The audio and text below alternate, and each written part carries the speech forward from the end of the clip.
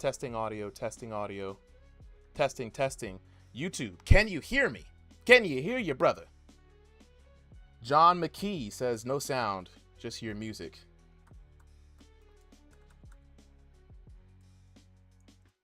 Let me know, John McKee. Let me know. Can you hear the audio? Check, check, check. Micah, check a 1 2 1 2. I ate ramen in the chat. I see you. You know what I'm saying? Heath Broom, I see you in the chat too. Yeah. Make some noise, chat. Make some noise. We about to get started here in a bit. We got our first two boxers getting ready to lock in. Plixie is already here waiting for the virtual hands. We love to see it. We love to see it.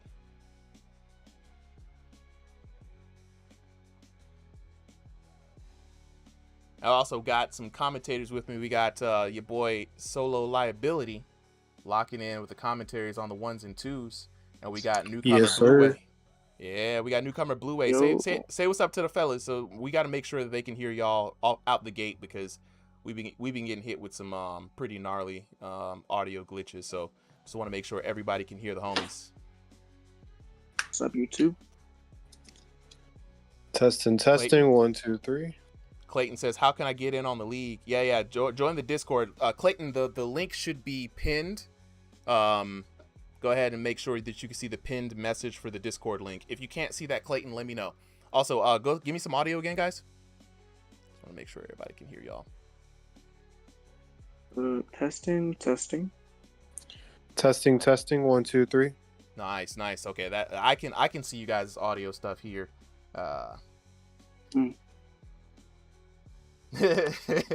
Boots is looking for that payday, that fight money. You know what I'm saying? Yeah, okay, yeah. We in there now. Yeah. Heath Broom is Panda. Oh, okay, Panda. What's good? Yeah, appreciate it. Yeah. And so, like I said, guys, everybody who is here today, if you're, go ahead and show some love on the stream. We're about to get started. Appreciate you guys for rocking with us today. First up for the night, and Solo, if you could, you and Blue Way, go ahead and take this one. I'm gonna jump on and make sure that we have our cameras set up. Yeah, no, I got you. Our first match is with was it Plixie? Yes. I got the fight card. All right. Yep. Take a look at the fight card. Just go ahead and make sure. And for everybody here wondering, let me just go ahead and break down the bracket to you guys real quick. So let's get the bracket popping up here. So here we go. So just so you guys can see where we're going to be at tonight. So for the first card, first fights of the night, we got RingsideVR, right, versus Valentin, our EU fight coming up first. Then we got the big guys, Big Woo taking on Contour. You know, Contour is an absolute master at this game, but Big Woo stands as a challenge in his way. Big Woo, bro, I feel like you got this. Go ahead, man, give it your all. Then we got Octo versus Spiral. The Rising Stars have been training. I'm not going to give away their secrets here, but they've been training. So we've been seeing some good results from those guys. So it's going to be a Rising Star gym battle there. Then we got Max Holloway versus the highlight, Justin Gaethje. Then we got S6 taking on Manny Pacquiao, the Smurf Killer versus Profit, gym leader battle there. Then we got JD and the Killer. And then after that, we're going to have the main fights of the night. We're going to have from the B class stationary, no holds bars, right? King Garcia versus Dom Bones Johns. Dom Bones Johns making his way into the C class for the first time, right? Then we got Manny versus Silly Diamond Possum. Manny also breaking into the upper brackets here. Then we got Two Eye Willie versus Bartholomew, the African Saiyan versus Tank. These A classes are going to be 6 3-minute rounds, and then finally we are going to have Boots taking on Texas King Jub to see who's going to claim the vacated stationary belt. A lot of you guys in the chat have been asking, are there belts on Ringside VR? Yes, there are. We are just now getting started on our journey to kind of figure out what's good for ranked for us, right? Without further ado, though, we're going to go ahead and get on to the next fight of the night. In the blue corner, we got newcomer RingsideVR taking on the old school EU veteran Valentin in the red corner. Both of these virtual boxers getting ready to lock in to the virtual squared circle. Both of them fighting by way of EU. PlexiVR, 5'11" tall. Valentin, 6'3", 1501 to 2000 elo on the side of Plixi. And then we've got Valentin with that massive elo there. Valentin looking pretty good in the black and green. Or in the purple and black. Plixi in the black and green here. We are in the Memorial Hall. Fellas, go ahead and take it away on the commentary. All right, so far, we got two great fighters right here. Shout out to Valentin. He is part of the ref team, so I'm a little biased with this fight. Now, Blue, if I'm not mistaken, are you with Ringside? Rising Star? No, I'm with By Boxing. By Boxing. Okay, never mind. Forget my comment. I mean, so far it looks like looks like they're both just taking their time to figure out each other. Try to see how each person's going to react. Do you have any favorites for this match? I'm probably obviously going to have to pick Valentin in this match. He's the more experienced fighter in the division. And, he's been through it all. Plixi, obviously, coming into the picture in stationary rank, so. All right. Now, I personally haven't seen Plixi, fight before, but it looks like he is trying to pace himself, just trying to see what makes Valentin tick. But Valentin, on the other hand, he is playing a pretty defensive game, keeping his guard up. That's what we like to see here. Okay, but Plixi over here throwing a few punches here, trying to get that reaction. Yeah, you can see both of them just kind of testing the waters right now. It's mainly just Plixi kind of on that forward pressure. The Valentin doing really good at just staying technically and defensively sound, and just kind of forcing Plixi to match his pace. Oh, beautiful right there from Valentin.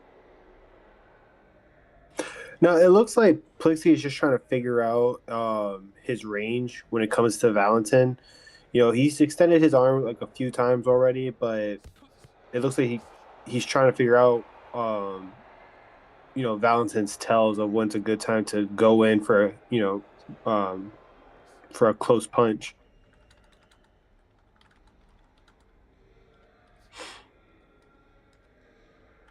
No, I definitely think that with these two fighters, coming, talking from Plixi's corner, Plixi needs to, throw little combos or throw some feints if he wants to get into, find any holes in Valentin's armor. You know what I'm saying? His defense is pretty up there, but Valentin, on the other hand, knowing him and seeing how he fights, he's definitely just trying to figure out the type of fighter Plixi is. And I think by the second round, we're going to see a change or an exchange of punches with these two fighters a lot more than we did this first round.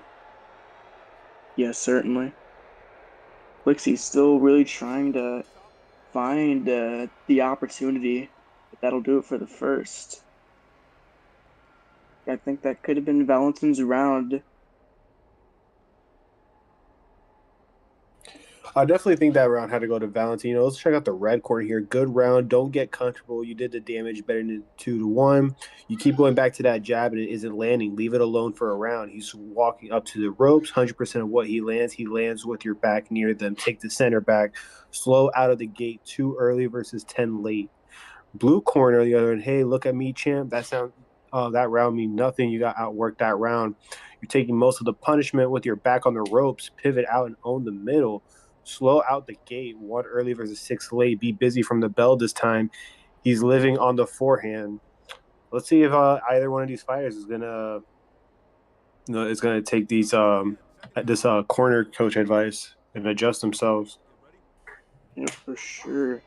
Round 2 of 3 for this stationary ranked bout, but actually no, this is an exhibition, so just completely forget my comment there. No, you're good. No worries. Plixi already coming forward early. Yeah, right. Plixi was immediately trying to get Valentin into a corner. You know, trying to really limit his movement area. Uh, do you think that Plixie is, you know, has made quite an adjustment compared to the first round? Yeah, I think this could be what he needs. He needs to definitely try and slip on the inside more because Valentin definitely has the height and reach advantage. He's just kind of letting Plixie run into his glove whenever he sticks it out. So Plixie should try and cut the angles more rather than just kind of going towards Valentin in a straighter line. Now, looking at the power between these two, you know, Plixie's got that 85% power going for him, while Valentin's got that 69%. Either way, you know, for total punches, you know, Valentin's definitely throwing out a lot more than Plixie, just not as much power behind it. So let's see if he's either going to, you know, use combos on Plixie to get that first knockdown, or if Plixie is going to hit him with some counter punches, which I'm really hoping to see from him. Yeah, for sure. About 90 seconds left in round two. Valentin's still backpedaling around the ring. Now, from your opinion, from your perspective, when it comes to fighting in matches, do you think it's beneficial to be that close to the ring, or to the ring sides? Well, depending on how you approach it, I don't really know how it works on stationary. I never really used stationary before. So it really depends on how you approach it. Absolutely, I definitely agree with you. I definitely think that when it comes to stationary fighters, I feel like their worst enemy really is not even the room scale fighters. You know, if you're fighting a good room scale fighter, but really it's that stick drift, man. You know, with stationary fighters, like if they got any sign of stick drift going on with their controller, they're pretty much kind of screwed. Yeah, for sure. I mean, despite how cheesy people tend to describe stationary, I think they have a big disadvantage in VR boxing. Hey, what kind of a disadvantage do you think either one of these fighters have while playing stationary? I think Plixie mainly has the disadvantage of, having the slow movement because, this is a joystick battle, obviously. I mean, they have the whole ring to themselves. It's just Plixie's movement is so slow that he's just not able to rush in the way he wants to. No, absolutely, and that's the end of the second round there. You know, definitely both of these fighters they're definitely taking their time to fight. You know, looking at the red corner, you're getting caught late in the rounds, 8 in the final minutes. Stay disciplined to the belt. You've thrown a stack of jabs tonight and landed almost none of them. It's not there. Stop paying for it. You keep ending up on the ropes. Get off them. Make him fight you in the center. You know, I definitely think the red corner is onto something. For blue corner, the rear hook isn't working. You keep loading it up and it keeps missing. Find another way in. Time short and you're behind, can't play it safe much longer. Start taking chances. You keep ending up on the ropes. Get off them. Make them fight you in the center. So both coaches, you know, they're both telling him, yo, stop running, stop going to the side, stop going to the corner, start throwing down in the center. And I honestly think that the coaches, you know, they're definitely onto something. Yo, Stevie Yeah, with for the roses sure. in the chat. Stevie with the roses in the chat. Appreciate it. Just wanted to put that out there, fellas. But yeah, continue. Hey, appreciate it. Yep. Yeah, I think this is Valentin's moment to finally start pushing on the gas. I think he's finally been on the back foot long enough to know Plixie's pace and the way he'll come in. So he should try pushing forward more. He can't stop. He can't keep waiting for the moment. No, absolutely. And honestly, you know, like, you know, since Valentin, you know, coming from the only camps, you know, shout out to Coach Ampy out there. Uh, you know, only cams they got some good fighters, man. Let me tell you, like don't underestimate them. Plixie, you know, if I'm not mistaken, I think he's from Rising Star. You know, shout out to Prophet and you know, they've been putting in some work and don't underestimate them fellas over there. Oh I yeah, heard for they've sure. been having. Rising Star's been coming back recently. Yeah, I've heard they have some secret training going on too. So I know so so Prophet's been solo showing me, dog. Listen, solo. There might be a new prophet when you fight him today. Just saying. Right? It might be. It might be. You know, Prophet's been owing me a fight for a minute now. I'd like to point out that was a beautiful left jab there for Valentin, I believe. Landed for 53 on Plixie's chin. Another jab. I went up on it this time.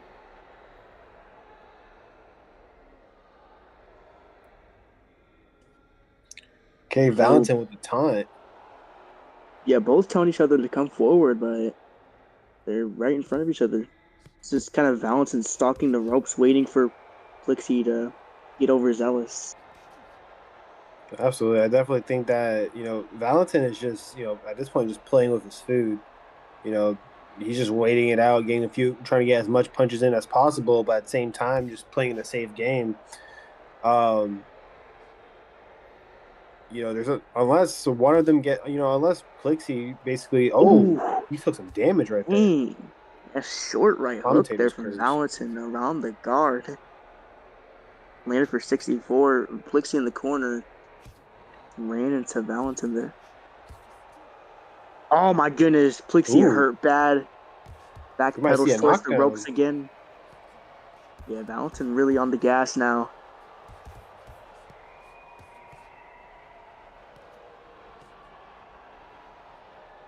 See Plixie showing up now. Good defense though.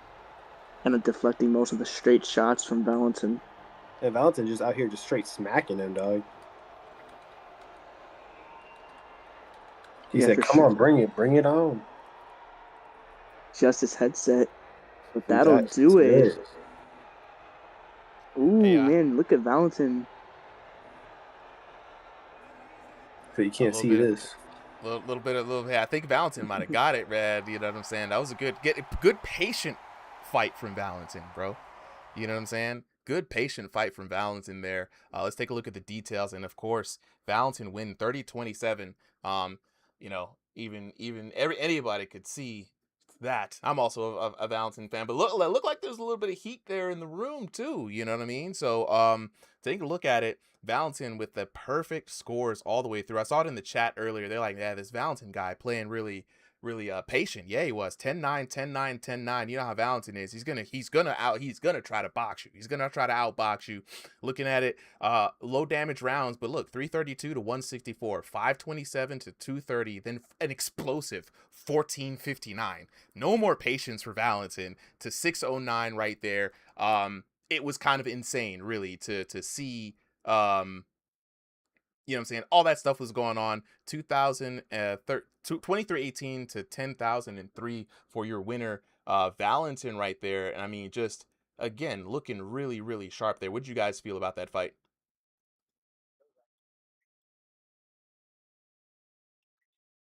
No, 100%. 100%. 100%. Let me go ahead and go to properties or refresh. Let me just go ahead and double check here.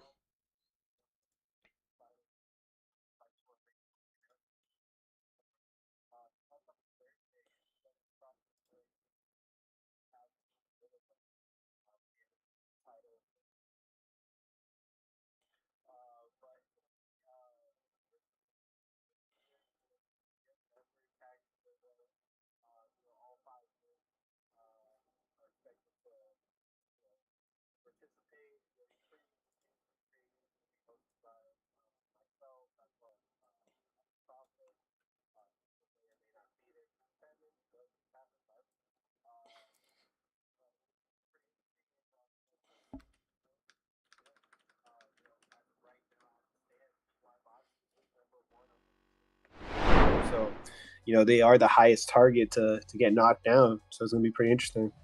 Absolutely. And shout out to Plixie VR, first time hopping in, man. Plixie VR, welcome to Ringside VR. You know, it's a good match between you and Valentin. So hopefully to see you back here next time, man. It would be we would love to see that, right? But let's go on and move and groove to the next fight of the night. We're gonna give Valentin that hard-earned dub. We got Big Woo taking on Contour, and you know, Contour never one to disappoint, always bringing the thunder. So both of you guys have been sent the code. Check your DMs. Now, for the commentators, right? So I took care to try to switch up the camera angles just a little bit for you guys. How was that viewing experience for you? Anything that y'all would see needed to be adjusted, y'all let me know, please. No, absolutely. I think that the camera changes is definitely working, especially not seeing that god awful PTC sign. It's man, if Trent is still in the chat, if there's a way that we could get a way to like make the PTC words maybe like 50% opaque, you know, like, or maybe put them on the ring, right? People love their custom rings, right? So it'd be a good way to experiment with you guys with a custom ring. Just throw that PTC logo on the mat itself. We'll still just be able not to on see the that it's ropes, PTC. Just not on the ropes, man. We miss so much good action with it being on the ropes there. Just a small, so many knockdowns have right. gone. Add it to the long list of things, the never-ending list of things. Shout out also, guys. If you don't know, there is an updated roadmap website. They just dropped. Coach Dave just dropped that. So if you guys are interested to see what the dev team's on, they actually have like a community ideas page now too that I saw. Really good stuff. So go ahead and head over to the server. If Trent will drop the link there, he'll probably drop it in here. All right, we're gonna go to the next fight of the night. We've got Big Woo taking on Contour. So in the blue corner, we got Big Woo taking on High Tech Contour in the red corner. Both these VR boxers getting ready to lock into the virtual squared circle, right? Big Woo fighting out of North America Central, Contour fighting out of North America West. Big Woo coming in at 5 foot 10 inches tall with a 2001 to 2500 elo, fighting in room scale. And he faces off against Contour, 6 foot 3 inches tall, 2500 elo, and also fighting here in that room scale play space. So Big Woo in the pink trunks, Contour in the white and black trunks. Everybody getting locked in here, man. We got Solo, we got Blue on the mics. Take it away. All right. Actually, I think Blue, he said that his headphones had died, so I think he's gonna step away for a bit. So it's me and you. It's me and you, brother. It's me and you. Let's lock in, man. So we got, this is your favorite kind of fight right here, Solo. The battle of the tall people, right? Right. And they're color matching. You know what I mean? You know, shout out to the salmon colors. But yeah, we got some good action locking in here, man. Contour known to be a very technical boxer, high skill level boxer, fighting across many different leagues here, not just here on RingsideVR, but Contour's face off against Big Woo. No slouch himself, man. Big Woo's been making some waves here in his time here on RingsideVR, and it's the battle of the tall guys. Every time I've seen both of these VR boxers, they always dwarf their opponent, but right now they get to go toe to toe, man. I hope you're excited for this, Solo. Oh no, absolutely. You know, coming from a tall, heavy fighter myself, you know, this is definitely, you know, a sight for sore eyes. Let me tell you, I'm tired of seeing these Smurfs go duke it out. Papa Smurf needs to take a break, go on vacation or something. It's why you started the gym, man. But as we go in here, absolutely, man, Big Woo seemed to be a little bit nervous as when he saw that we switched him over to fighting Contour, which I think honestly this is making for a pretty good fight between the both of them, right? Contour known to be a tactician though, and I see Contour locking in the first round here, round 1 of 3 3-minute rounds, guys, just so you guys know. It's usually the adjustment round, and I like what I'm seeing from Contour. Notice how Contour throws those jabs out, right? Getting the head off the center line, making sure that they're not a hard target, they're not an easy target to hit. Meanwhile, Big Woo, good on the defense, trying to wait for his counter shot opportunities. Definitely not trying to give up too much damage here in the early rounds. No, absolutely. I definitely think from Big Woo, he's trying to play a safer game. You'll still throw some punches in there, but he's also just trying to avoid his Contour's punches landing as much as possible. But Contour, on the other hand, you know, he just said, you know what, forget it. Like, first round, I'm going in explosive, you know, trying to secure that, you know, that first win, you know, within the first 3 rounds. Definitely, I'm curious to see if Big Woo is gonna throw some counter punches after blocking some of Contour's punches. Let me tell you, like, taking a punch from Contour and still standing is you know, that's a miracle all on its own. Let me tell you, it ain't no joke 100%. fighting him in there. 100%, man. And Contour, man, just able to land some really sneaky uppercuts there in the pocket. That's the one thing you got to worry about Contour is the angles that he takes, right? He's not just standing in front of you and throwing the same shots. He's actively looking for where your defense is weak. Now, it's going to be interesting to see what the cornermen have to say because, you know, a lot of times they be locking in on the fundies, you know what I mean? 4 seconds left into this round here. And honestly, man, can't wait to see what they say. Can't wait to see these punch totals as well. All right, round number 1 coming to a close. Shout out to the excited crowd here in the Great Hall. You know, locking in here. We got some good crowd shots. Contour in the red corner. Taking a look, man. The chin is a little high. You gotta, you know, that's why he's landing where he's landing. You know what I'm saying? And you know, as always, you know, we're getting up on the ropes here. The coaches don't like to see him on the ropes, but they got to watch out for the cross from the man Big Woo. Right? That's been his biggest shot here for this fight. Blue corner here. Yeah, they're saying that the cross isn't working, so we got a little bit difference of opinions here, man. And he keeps finding to the nose, so we got. And I've noticed the nose shot from Contour. Contour's landed uppercuts and jabs straight down the middle. Big Woo's guard has been wide that whole first round, right? And so he's got to tighten up that guard. Definitely using the guard assist there would be a big boon. Here we go, round number 2, the adjustment round. All right, I am back. All right, Blue Wave back. All right, I'll hop in. For everybody in the chat wondering how to get in, I will drop the code here in the chat. It's also pinned in the messages. And we're just not getting started. This card's probably going to go until 10 p.m. tonight. But fellas, go ahead and take it away. Great. All right, you know, it looks like, you know, Big Woo has definitely changed up from, you know, the first round you know, from the first round going into the second round. You know, he's starting to get a little bit more aggressive. You know, so you got to give him some credit right there. But Contour is, you know, he's covering his bases. You gotta give credit right there. Homie is like making sure, hey, you're going left, I'm gonna knock you down on the left. You're going right, I'm gonna knock you down on the right. Punches will be landed, pain will be felt in this ring. You know, Blue, from your perspective right now, you got any advice for either of these fighters? I think Big Woo should definitely try and watch out for Contour's head movement. Contour does really well at staying off the center line, so he should try predicting where he's going to move and possibly shoot out a jab or maybe an uppercut to stop Contour in his tracks to potentially counter that head movement. Absolutely. You know, I definitely agree with that. Big Woo, you know, he is taking quite a bit of damage, and at this point, you know, his options is either, you know, play a better defense game or somehow land a good enough amount of damage on Contour. But it looks like, you know, him and the Matt are about to, you know, go out on a date real quick. You know, let's see how Big Woo adjusts. You know, fighting against Contour and his like double fast punches here.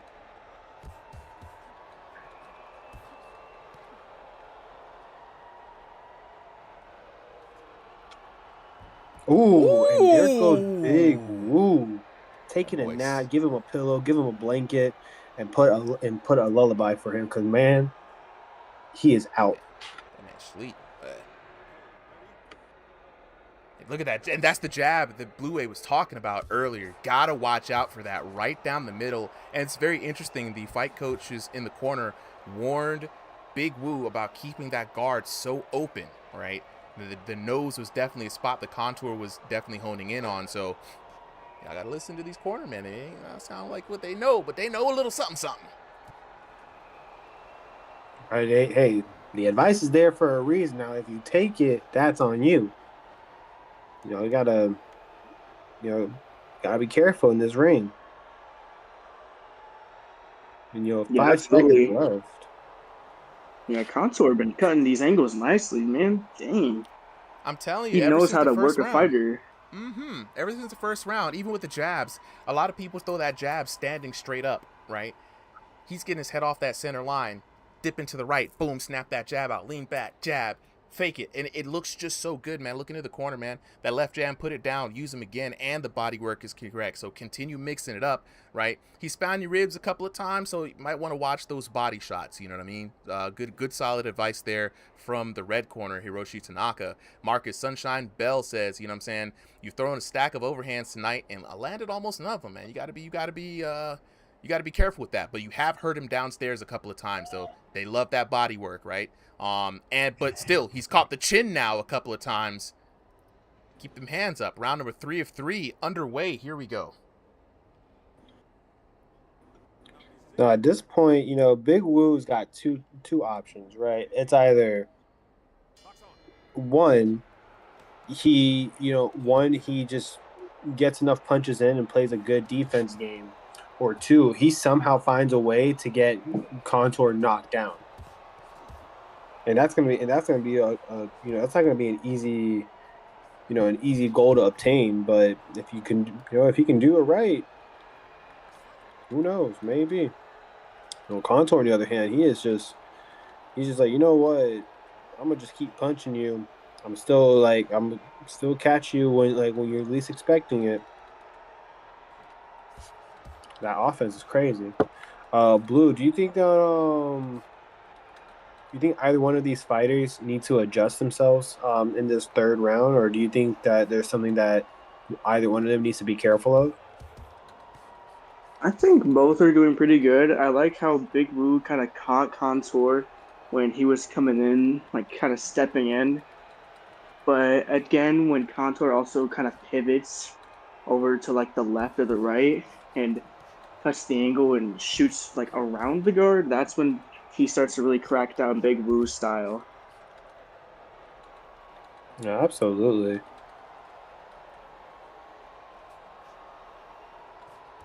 No, and Contour's starting to take some damage. Yeah, Contour putting on a masterclass right now. Really giving Big Woo some work to deal with. No, I definitely think that for Big Woo, he's definitely needs to keep that guard up, because a lot of the punches that Contour is throwing is going straight to the dome. He needs to be careful of that. Although he is trying to keep his distance, but Contour is just acting like Luffy and just hitting him with that gum fruit. Just seeing bang, bang, bang. And Contour's been popping in his face all night long. Seriously, now Contour can literally just chill. He can either get a second knockdowns and definitely solidify this win, or he can just play basically keep away and let Big Woo get gassed out and basically fight a shadow. I think he's gave Big Woo enough trouble to where he should probably maybe tone it down a little bit before he gets someone killed. Not the possible death. Sudden death in the ring. Right, premeditated.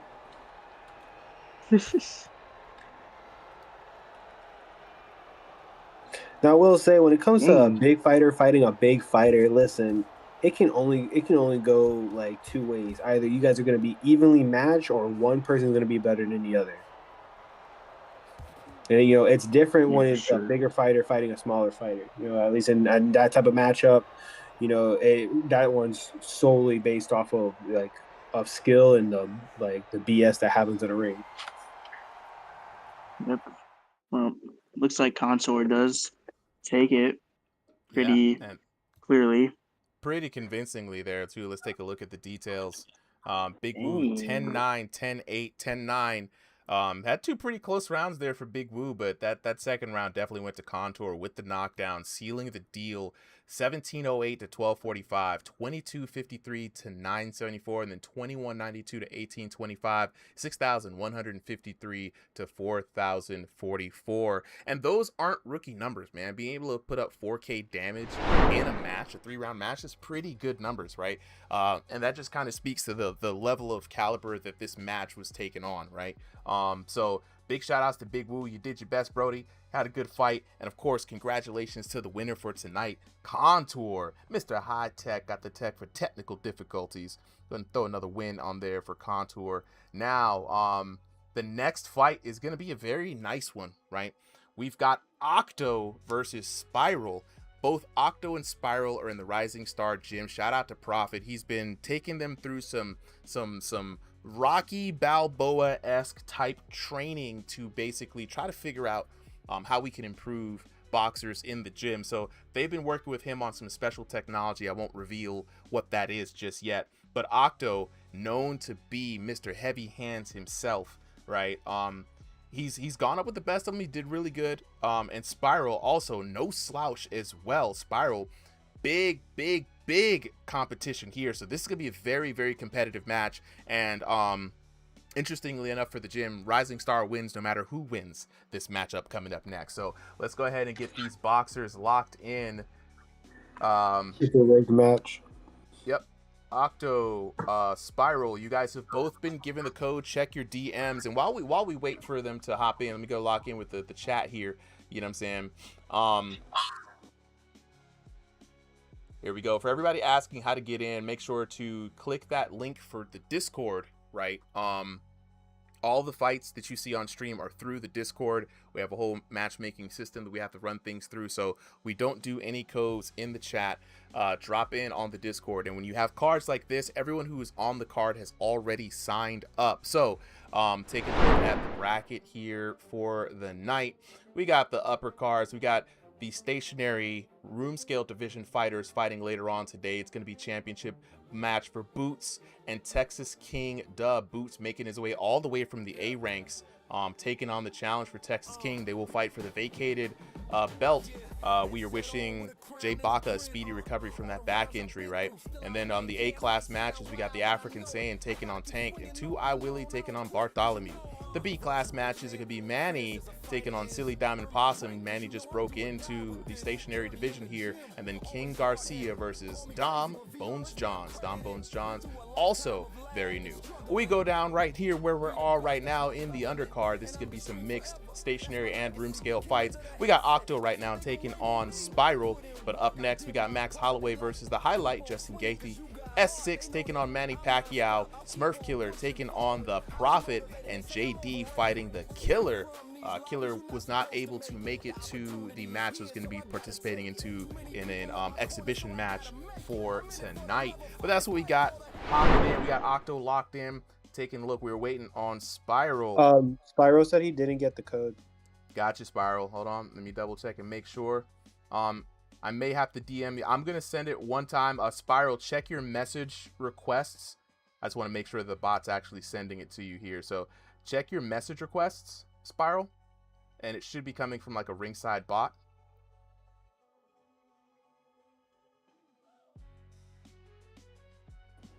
Also, by the way, Super, I don't know if it makes a difference at all, but on the and during the match on the timer, it still says King of the Ring instead of exhibition. Oh, yeah, I don't know if that.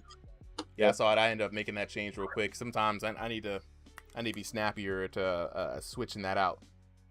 Is that old man memory? It's that old man memory, man. You know what I'm saying? Got too many buttons to press. Even though I'm pressing a lot less buttons these days. Let's see. There it is. Super CTE confirmed. Let me see. All right. Spiral, I'm going to send you the code directly here. Sometimes the bot doesn't.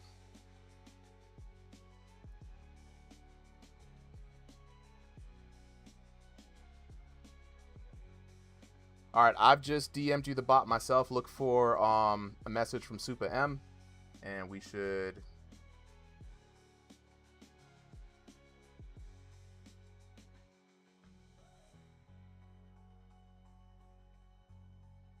get you in there. There it is. That boy Spiral Mackey. We back, baby. Yeah, this is crazy, man, because Spiral had hands. You know what I'm saying? Every time I see Spiral, he's got hands. But Octo is brand new here. This is going to be a good fight for those of you guys who are waiting. And as soon as you guys are ready, go ahead and ready up. And then when you do, we're going to go ahead and get on to this next fight. That boy, I do good deals in the chat. Welcome back, bro. Oh, man. Hey, I do good deals. check out the new camera angles I got, bro. Check out your boy's been in the lab cooking. Check out the new camera angles, dog. All right, we got both these boxers ready to go, so that means we're about to get on to this next fight. In the blue corner, we got newcomer Octo trying to make his name in this ring, and he takes on Spiral Mackey. Both of these VR boxers locked into the virtual squared circle here tonight. Both of them fighting by way of North America West. Octo fights at 5 foot 10 inches tall with an ELO of 2001 to 2500. Spiral fighting at 5 foot 9 inches tall with an ELO of 2500. Both of these boxers fighting in room scale in this undercard fight, fighting for the Rising Star Academy. Octo in the yellow trunks, Spiral in the white trunks. 3 3-minute rounds. All right, here we go. Fellas, take it away. And, this is the match where, someone's always got to go, both on a big losing record, 0-2-0 versus 0-5-0 from what I saw on the tail of the tape. So this is the match that redefines their career, basically. Hey man, listen, don't let Spiral's record fool you, okay? Man's got hands, okay? Octo's definitely got cement hidden in them gloves, let me tell you. But Spiral has definitely got combos and speed, dog. Like you don't see them like them Hulk gloves, them like Green Goblin busters right there. Like listen, homie's gonna knock out this highlighter named Octo, okay? Yep. Believe Octo got hurt there. Yeah, Octo's definitely taking some damage, man. Octo taking a lot of punishment right now early on in the first round. Oh, and down goes Spiral. He slipped.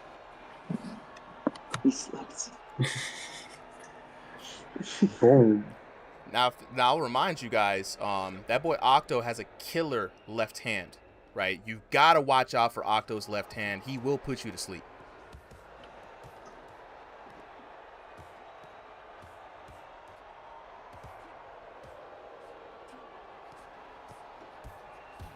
Here we go, back to business as usual for the man Octo.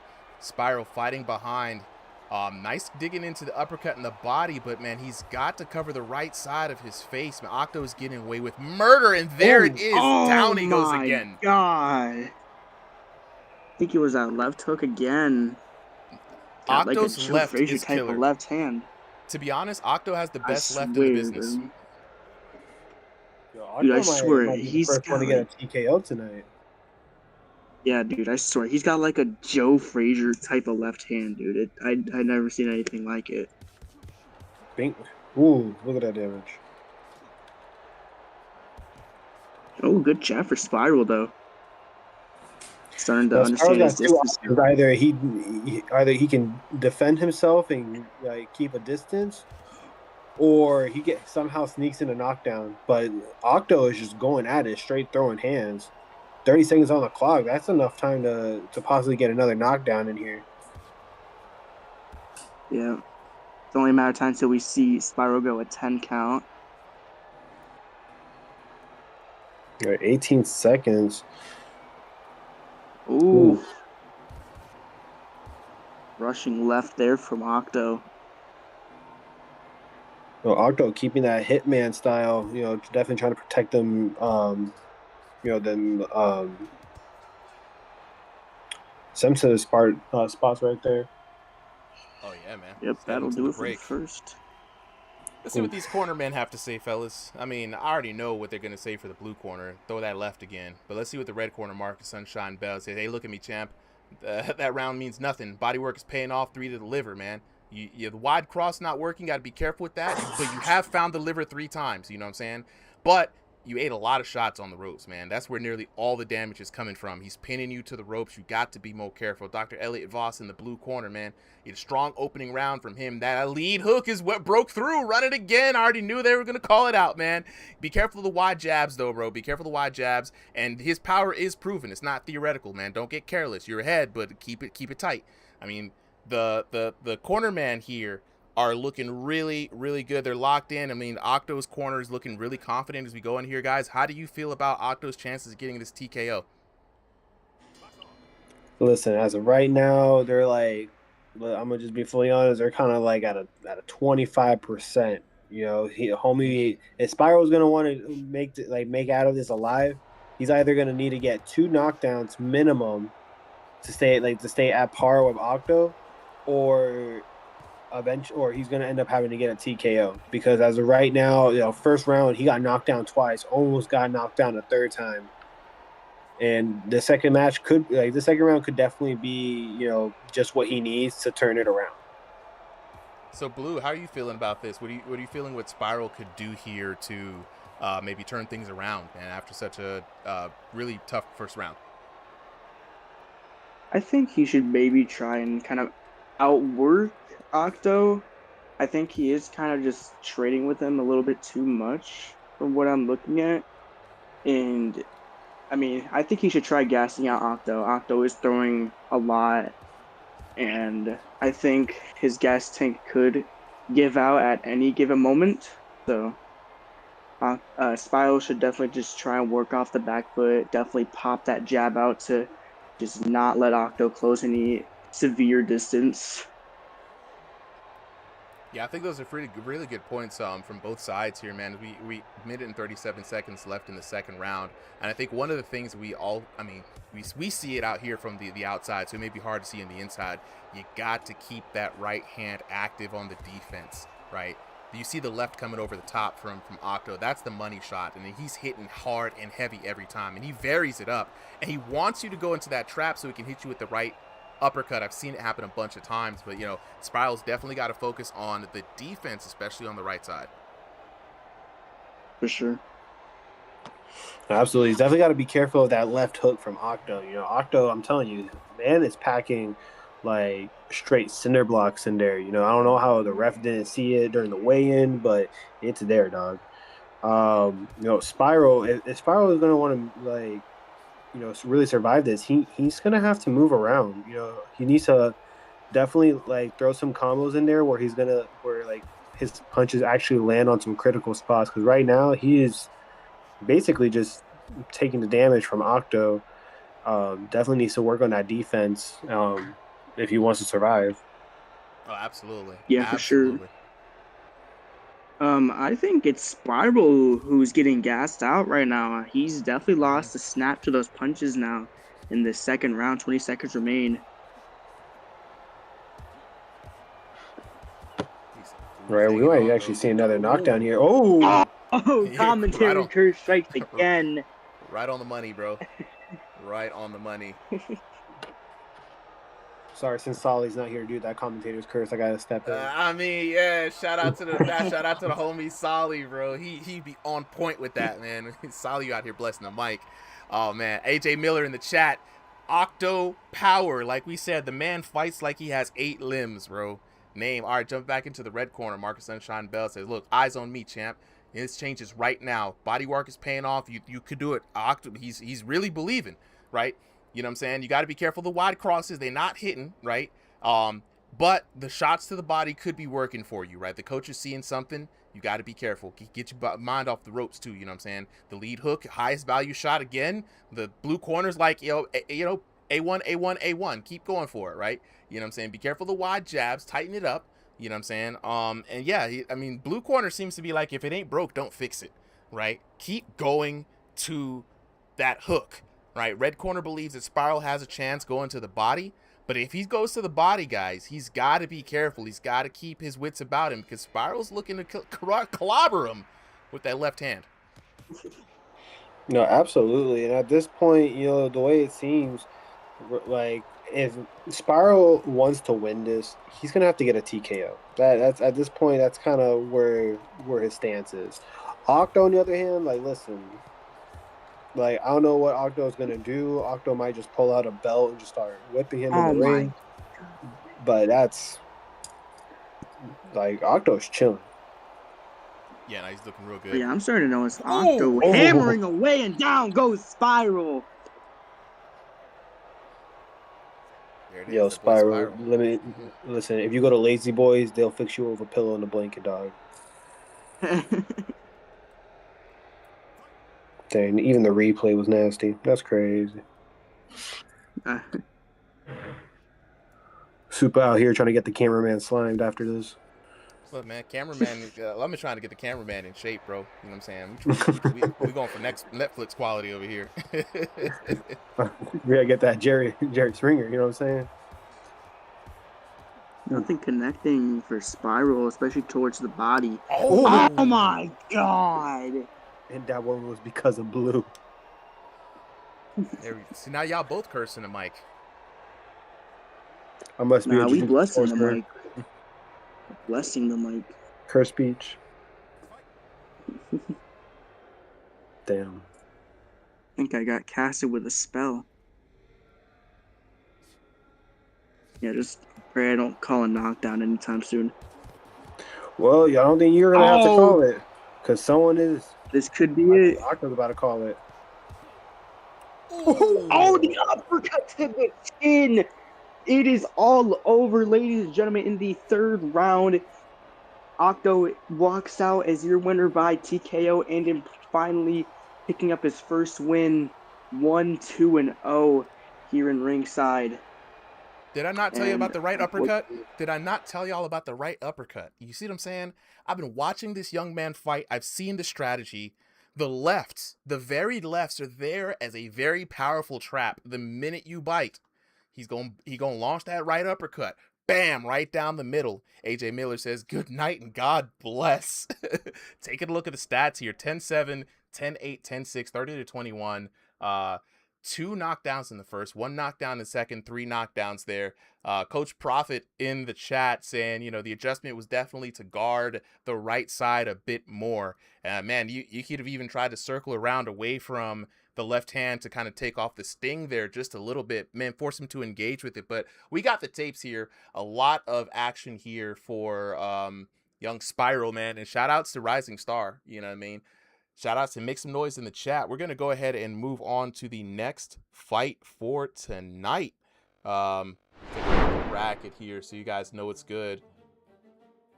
That is going to be Spiral versus Octo coming to a close.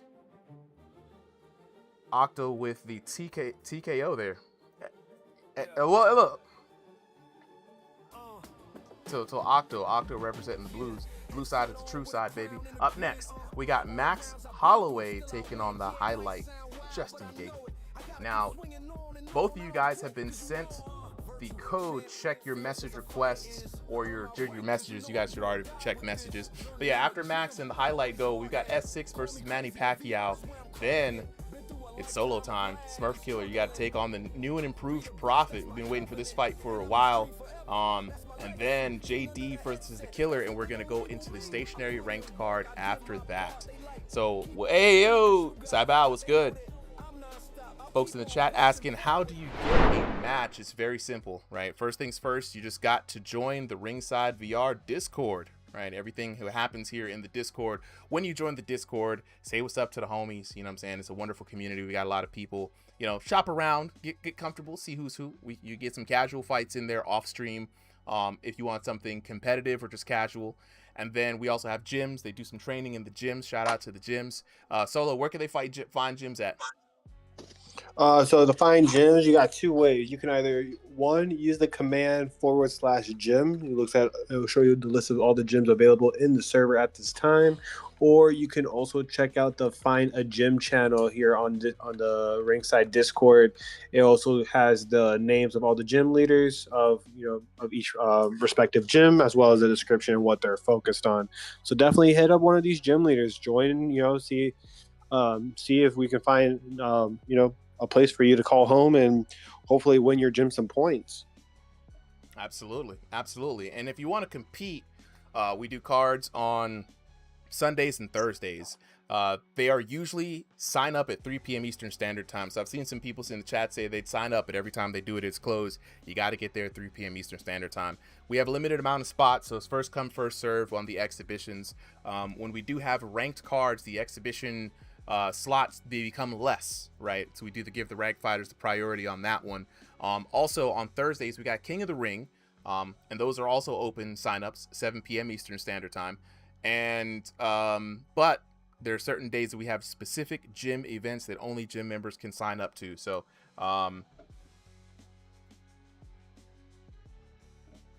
we're looking for Max Holloway.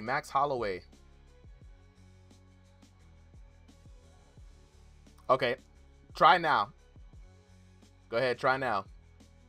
We got a tag team gym event here. Coming up next, though. So we're looking for Max Holloway. There he is. We got him. All right, let me go ahead and get these next fighters up underway. Max Holloway, the highlight. All right, let's lock it in, fellas. Is it only being streamed on TikToks or is it on set? It's on, bro, YouTube, Twitch. Look for RingsideVR. We got a horizontal, we got vertical. We got it streamed all over the place, man. A lot of different ways. So y'all go ahead and check it out wherever it fits you best. You know what I'm saying? But in the blue corner, up next, we got Max Holloway taking on the highlight in the red corner. Both these VR boxers getting ready to lock into the virtual square circle. Max Holloway fighting by way of North America Central at 5'5" tall. In the unranked to 1500 ELO, he faces off against the highlight fighting by way of North America West, 6'0", 1501 to 2000 ELO. Both of these boxers fighting in stationary today. Going to be very interesting. A little bit of a preview for later on. Max Holloway in the pink trunks. The highlight in the red trunks. Round 1 of 3 underway.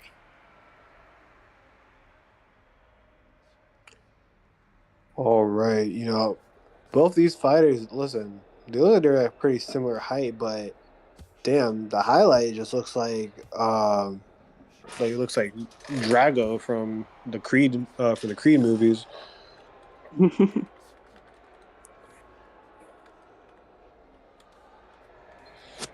Yeah, damn. I like it.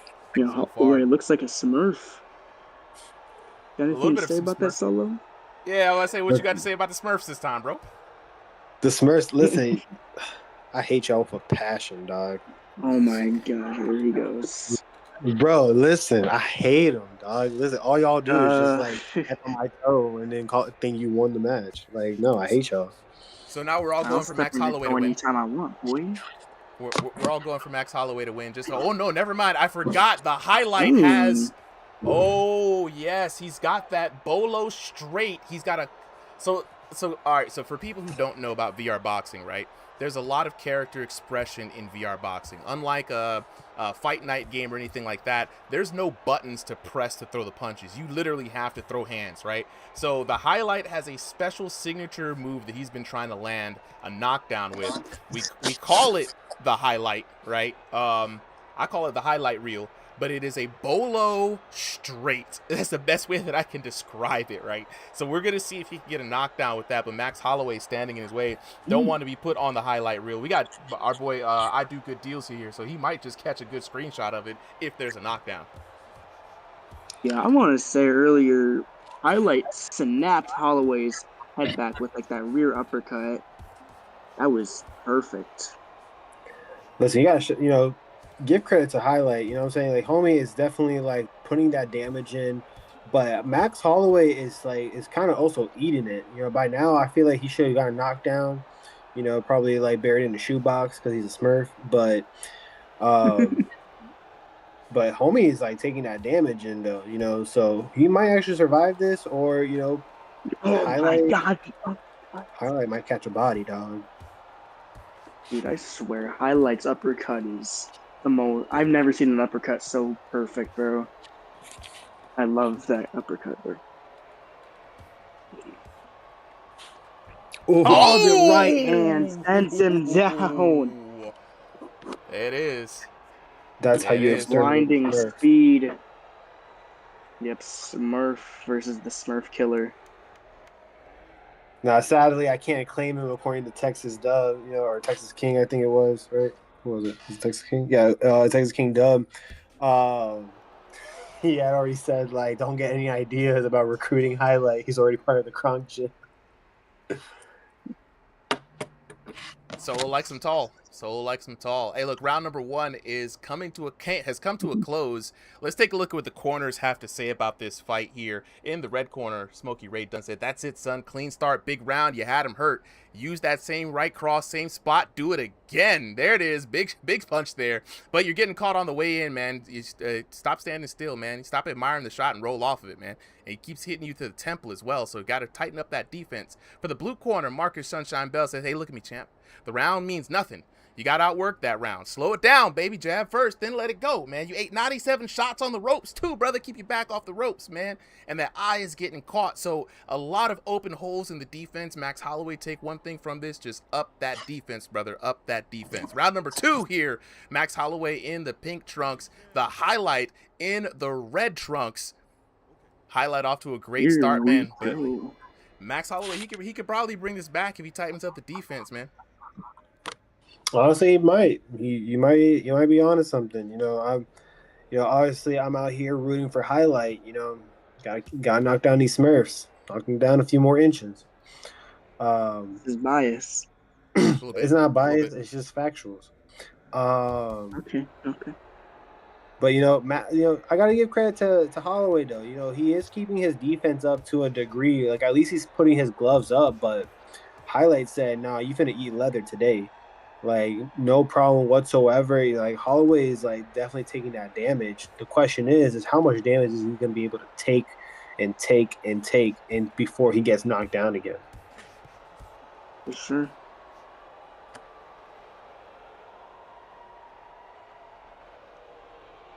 He's a bit more patient this round. But one thing in the VR boxing games, and when we're talking about defense, and this is something to keep in mind for a lot of people, right?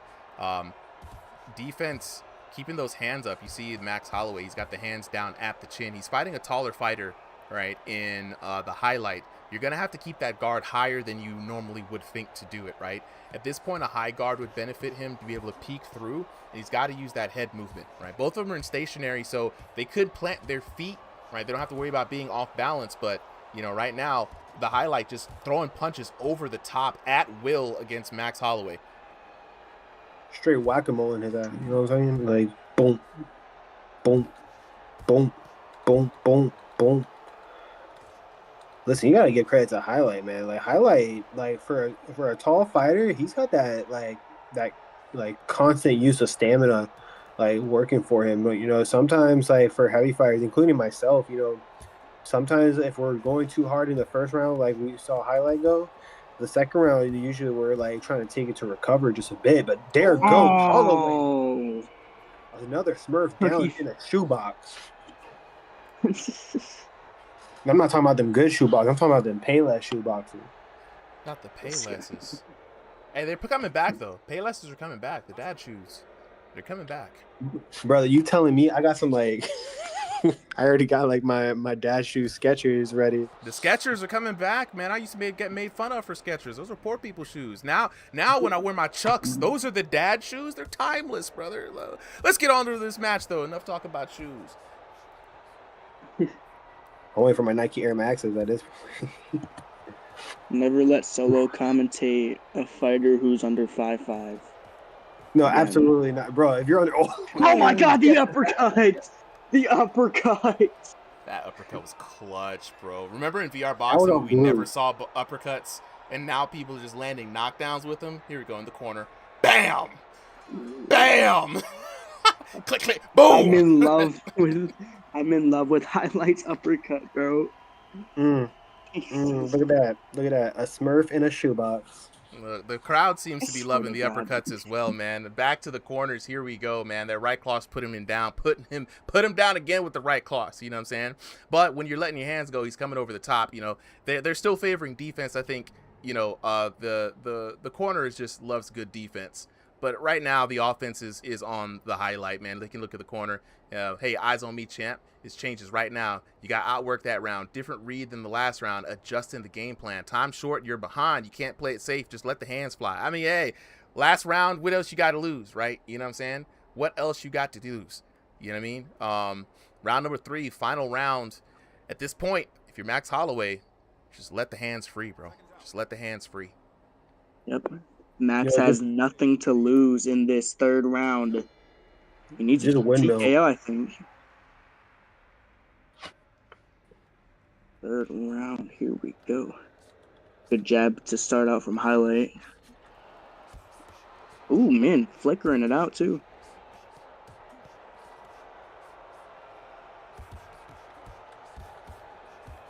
Ooh, the shot selection from highlight really being put on display right now.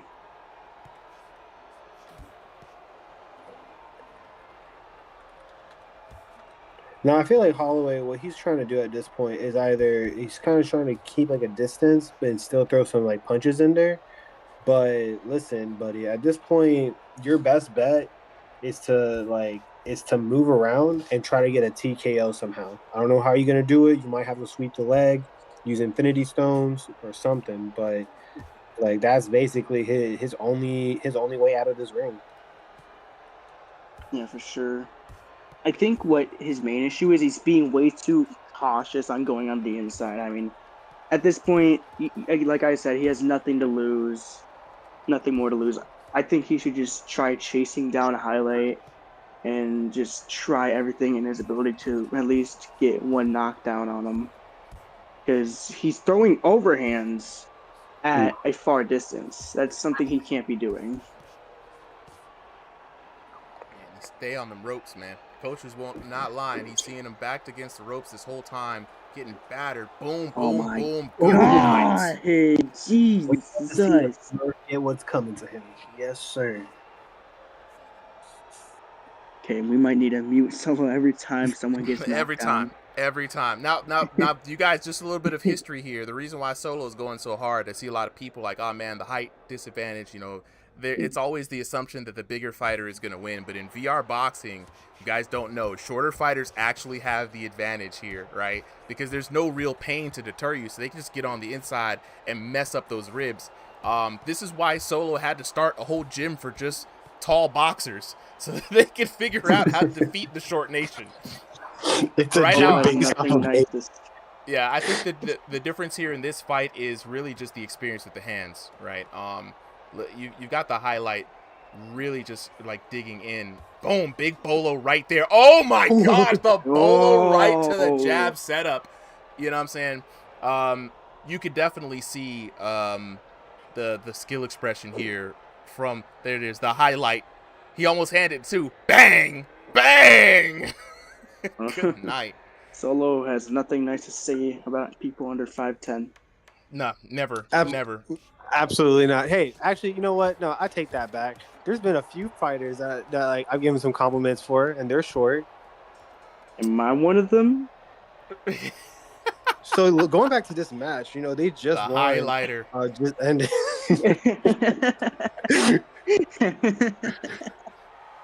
Nah, Blue, you all right? You don't piss me off. In language. This man right here. This man right here. Let's take a look at the detail. 30-22.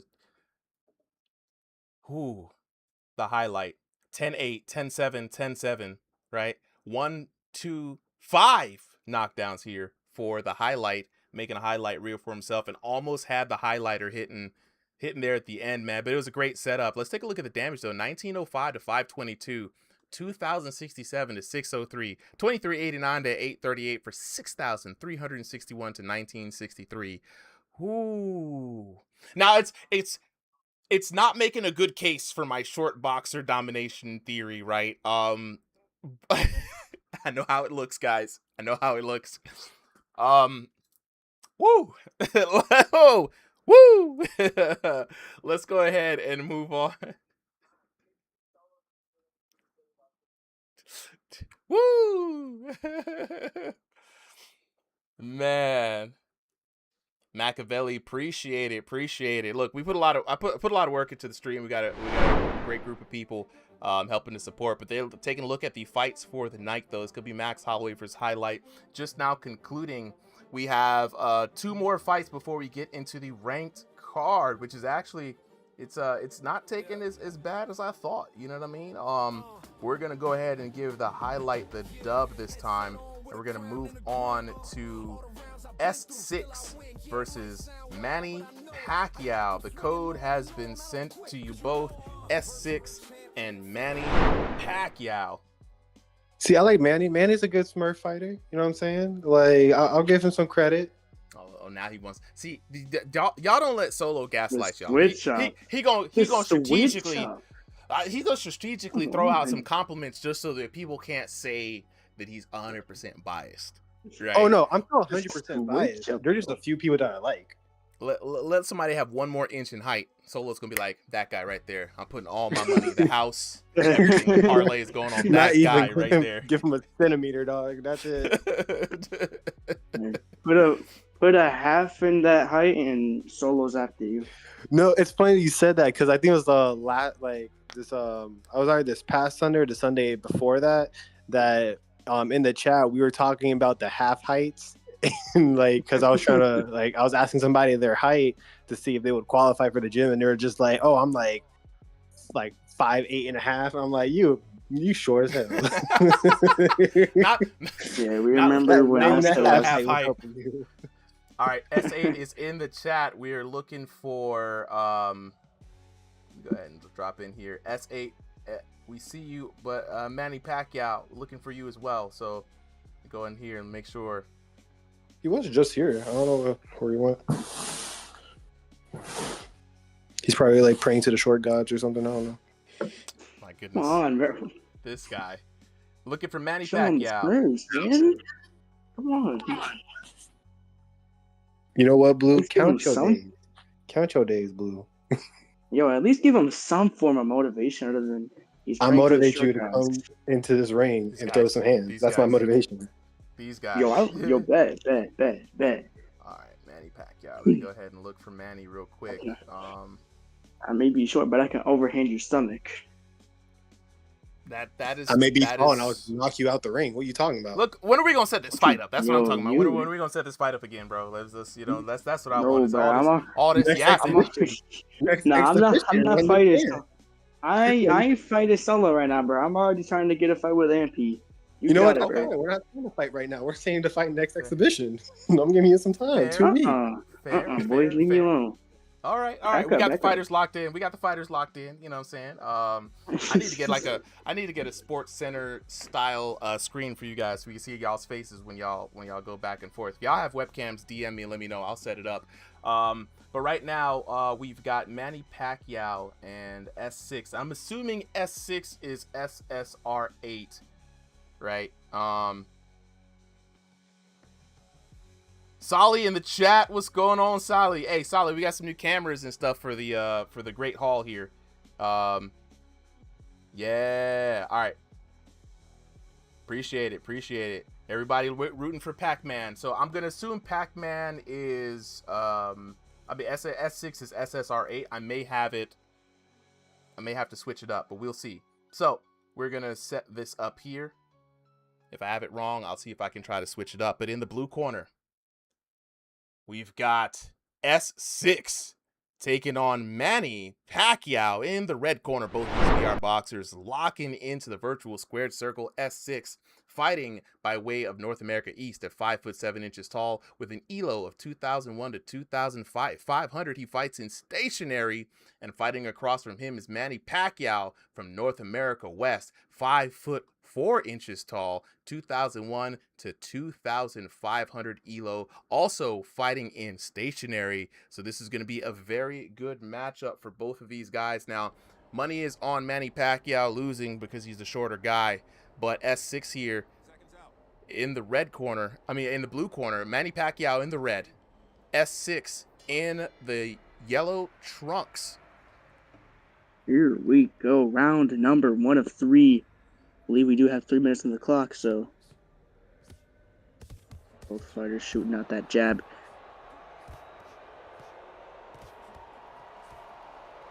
Dang. Haymaker shots from Manny. Manny coming out strong, man. Coming out strong, representing the Short Kings. Yep. Make sure Solo doesn't get a hearing of this.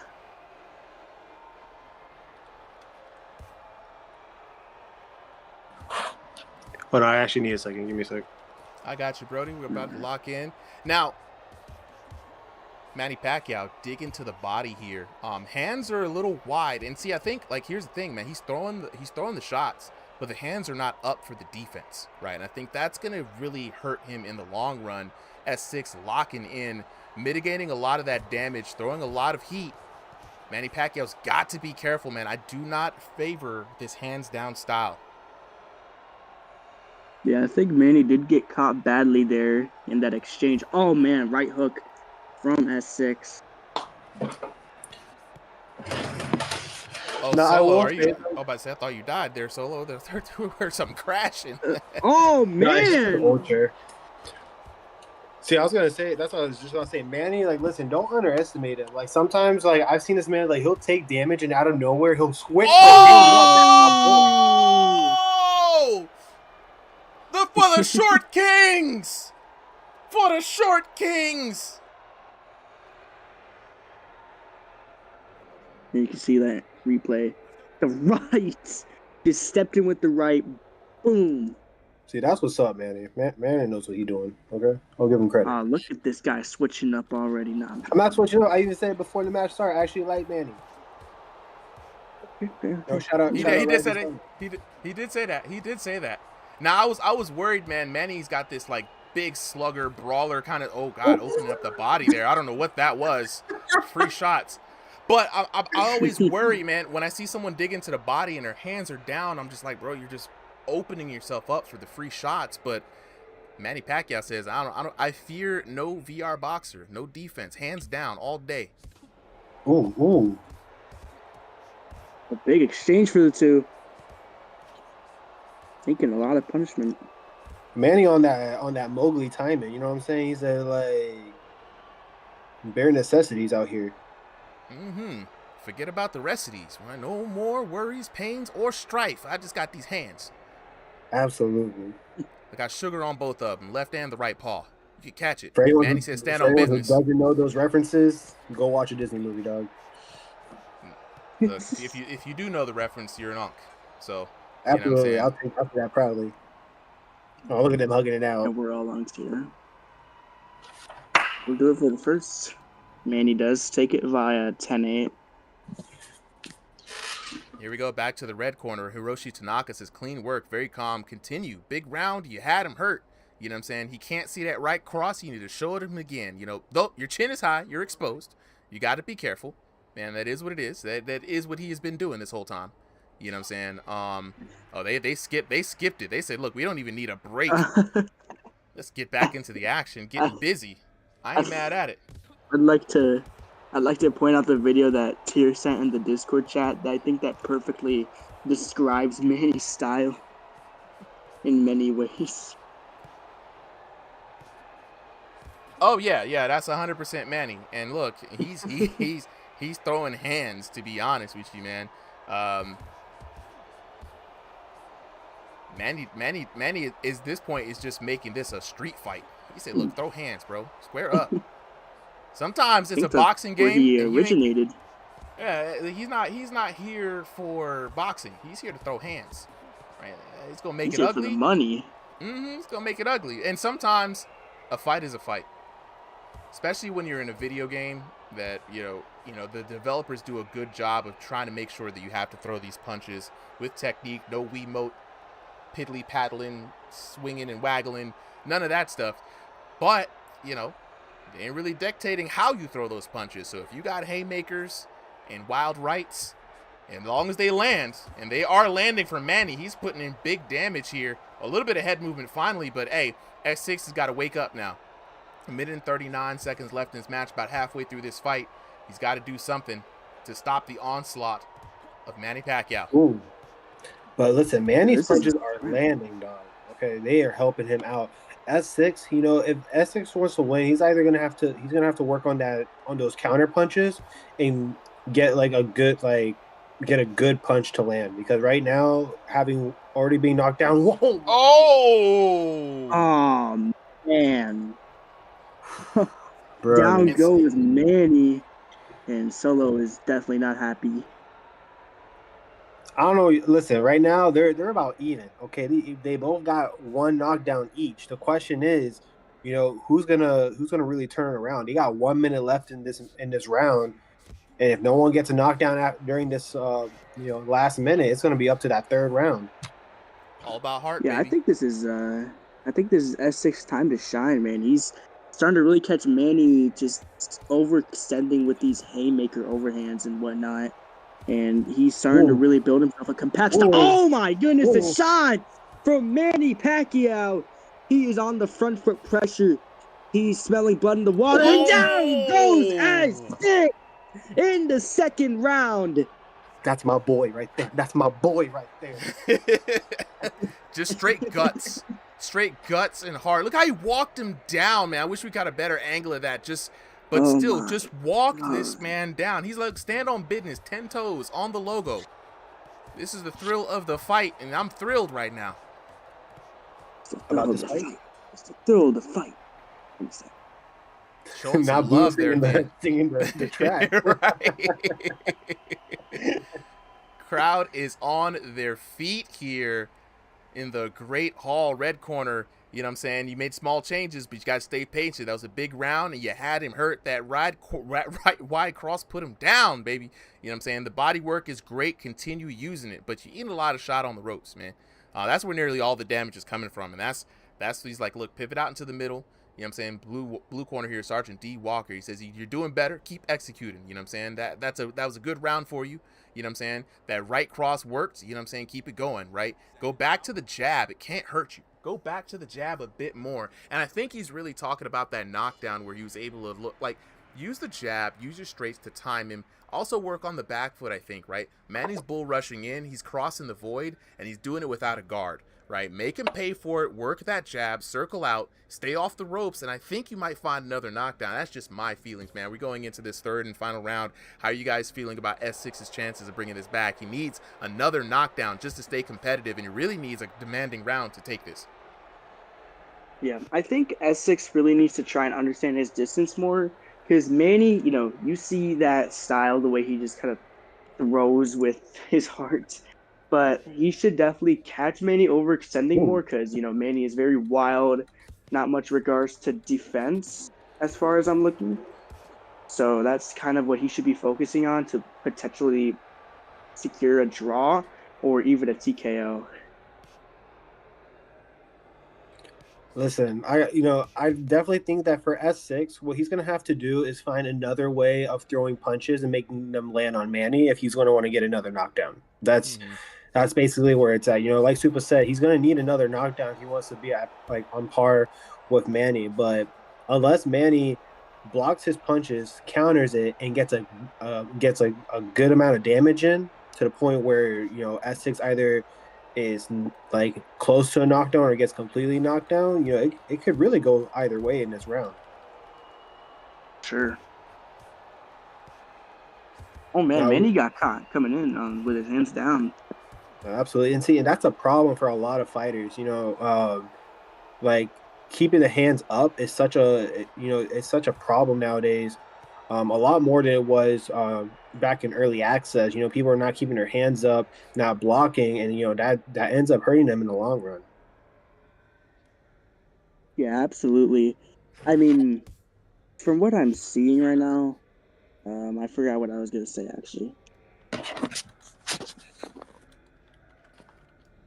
Now, Manny, listen, you gotta give him some credit though. Like the way he's throwing his punches is like, it's like straight, like, okay, I'm gonna throw a blast of damage and hope for the best. And it's worked for him. You know what I'm saying? Like it hasn't been too bad for him, but I don't think it's the best option to do, especially when you're trying to like avoid getting knocked down before your opponent like gets to your point. Yeah, I mean, I agree with you, man. That was my cautionary warning for him early on. But like we say, styles make fights, man. And right now in this ring, in this here fight, Manny has got the technique. He's got the heart. Nice counter there by Manny, straight to the body. He's landing with enough damage to make this make sense for him, right? Oh, he's hurt there. Backing up just a little bit. S6 with only a couple seconds left. Can't find the finish. Oh, there we go. That'll do it. That will do it. But what's interesting is this third round, was it enough? Was it enough in the eyes of the judges? Here it is, though. Manny is... It's a draw. No, it's a draw. Don't call it too early now. Don't call it too early now. Let's take a look at it. 10-8, right? Going in favor of Manny. But it was S6 who took it 10-9, 10-9. Now remember, S6 tied it up with the knockdowns there in the third round, right? He was putting in work. So it really came out to damage. And like I said, he needed a commanding third round. And look at there. 2,155 to 2,148. 1949 to 1864. 1542 to 926 there at the end. 5,646 to 4,938. Now you tell me, if those hands were just up a little bit more, the damage mitigation could have put things in Manny's favor. I mean, he had some explosive knockdowns, but S6 locked in. You know what I'm saying? He kept it tight. It's very disciplined, especially in the second round, right? And then just kept it all the way through to the third. The corner was on his side too. You know what I'm saying? AJ Miller says Manny should have won that one. It's a draw, but that's going to be S6 taking it over Manny Pacquiao due to the damage. Let me double check and make sure, because there it is, S6 with the booyah in the chat. Good games to Manny. Manny feels like he got robbed. I feel like we need a run back. How y'all feeling about that? I feel like we need a run back.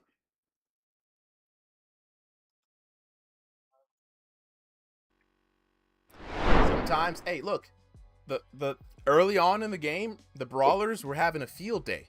Throw hooks, win big, right? Then the patches came in, then the technical boxers were getting good. Counter punches, OD.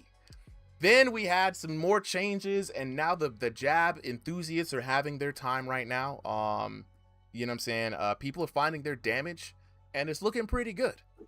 You know what I mean? So, Yeah, for sure. that was surprising. Absolutely, man. I love Manny's style so much. Not that it's good. I'm not throwing any shade. It's not that good of a style, but it's just so fun to watch and entertaining.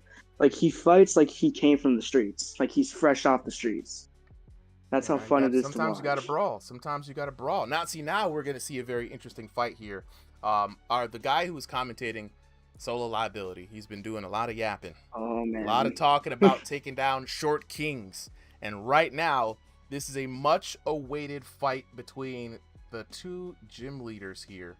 Prophet from Rising Star recently rose up to the ranks of gym leader, and has been doing some really cool things as far as training techniques and trying to figure out how to help players get the most damage, right?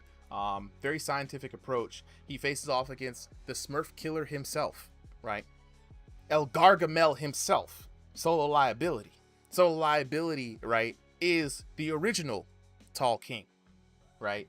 The original Short King Stomper. But they have been trying to fight for a really long time, right? A little bit of lore here for you guys while we wait for both these boxers to hop in here, right?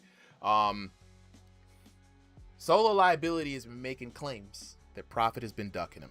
Prophet is like, I ain't been ducking you, bro.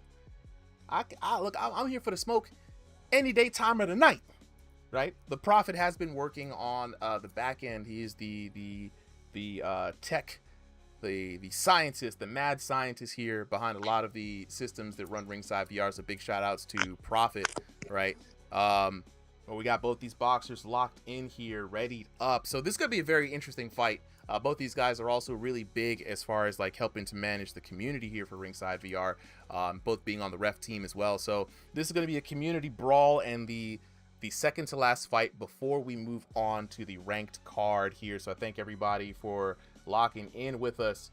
So without further ado, in the blue corner, we got Solo, Smurf Killer Liability, taking on the Prophet in the red corner. Both of these VR boxers locked into the virtual squared circle. Smurf Killer fighting by way of North America East, 6'2" tall with a 1501 to 2000 elo. He fights off against Prophet, North America West, 5'10" tall, 1501 to 2000 elo. Also fighting in room scale. You see the logos down there. It's the Smurf Killers versus the Rising Stars. It's going to be a good match, guys. Smurf Killer both here. These fighters. Go ahead. Oh, no, wait. It's crazy. It's like Smurf Killer out here in the blue and white trunks. Prophet in the blue and yellow. For some reason, I could have swore we were on live. So I guess did the colors go live? Those are custom colors there. No, like so basically what the thing with PTC, it can, if you put the colors on PTC and switch to live, it'll like go over to live.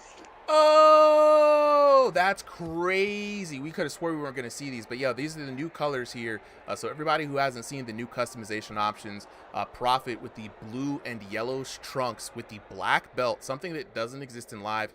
Get your custom codes in PTC. I guess they transfer over. I was wondering why we were seeing some of them really pop in here, but hey, round number 1 underway. The big man, Solo Liability, taking on Prophet. Now, Prophet being the shorter fighter, got to keep those hands up. You know what I'm saying? Prophet has been working on increasing his damage, right? Solo Liability, though, can punch around that guard, so Prophet's going to have to be careful if he wants to stand any kind of a chance against the big man Solo Liability.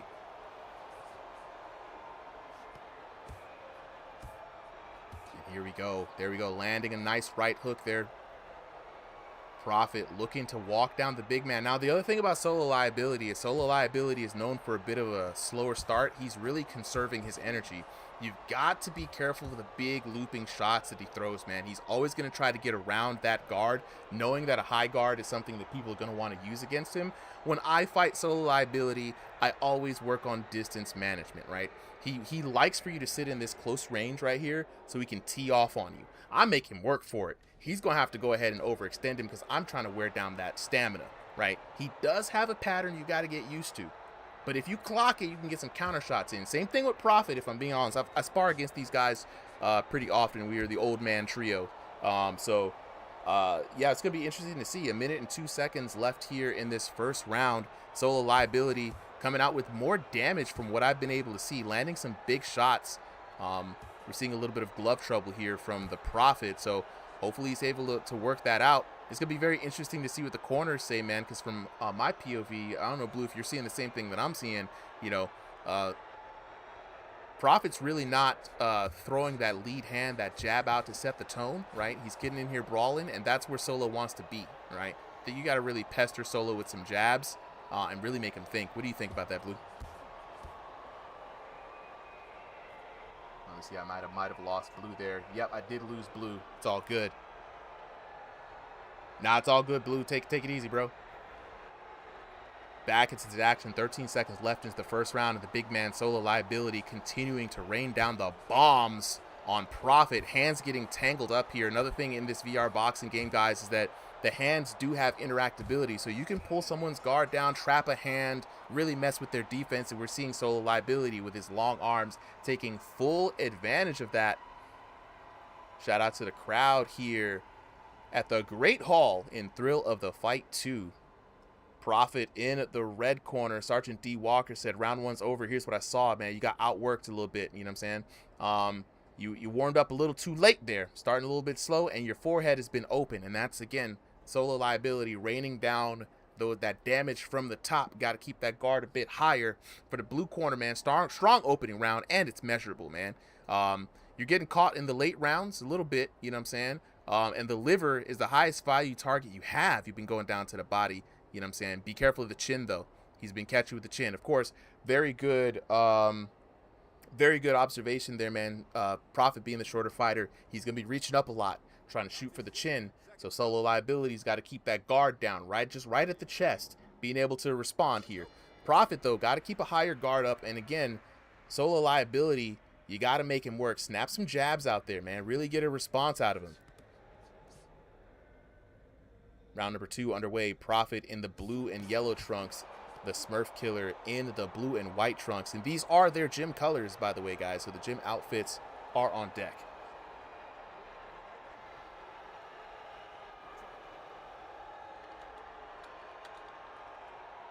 Shout outs to the chat here.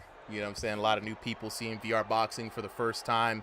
The Ringside VR Discord, man. We're just a bunch of goofballs who like VR boxing. I like to put on shows. These guys like to throw fake hands in virtual lands. And we do this every week. You know what I'm saying? So shout out to the homies here, both inside and outside the server. If this is your first time, give the channel some love. You know what I'm saying? But back to this action here. 2 minutes left down into this round. The Prophet still trying to find his range. And he's on him like a pit bull. And I think Prophet's just going to try to want to wear down the big man Solo Liability.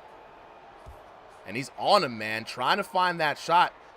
You got to be careful, though. Solo has a defensive maneuver I like to call the good knees. You know, being a big guy. You know what I mean? Big shout out to the Rising Stars in the chat saying, you know what I'm saying, go for the body, says Spiral. I agree with you, man. Solo Liability is smart. He likes to keep those hands down there to get in the way, but that man Prophet, like a pit bull, staying on him with the brawler style. Now, this is very interesting. Solo Liability is a bigger man of stature IRL, right? So you can kind of see it in the inertia, the velocity that he's throwing out. Both these guys are unks in their own right. And so Prophet's game plan here seems to be to smother Solo Liability, get those shots in there and really work him down. Another clinch call there. We got to be careful. Every time the VR boxers collide in this game, the game separates them, pauses it for a little bit, checks the collision, and will take point deductions. Oh, so Prophet eating a big shot there. He's got to be careful. Mixing it up on the inside. Solo down and around with the good knees. It's always funny to see a big man just getting down there like that. Got to have the good collagen in the knees, but Prophet wailing back and forth. I think he's just taking a lot of damage here between both of these boxers. Big 61 landed on that right hook there for Prophet. Prophet loading up with the body effort.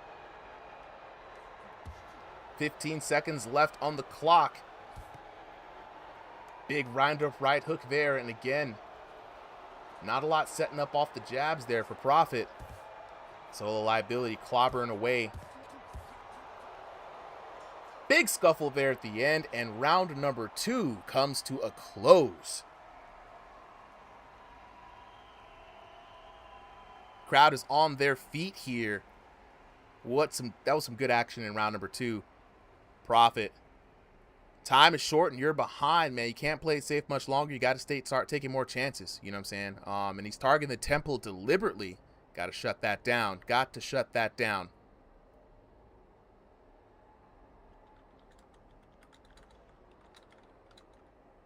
Here we go for the blue corner, man. You landed clean to the liver 5 times, man. Keep extending that, right? And he's hitting you on the temple. So just general offense and defense, man. The adjustments are showing up in the numbers. The blue corner seem to be really confident in Solo Liability's body shots.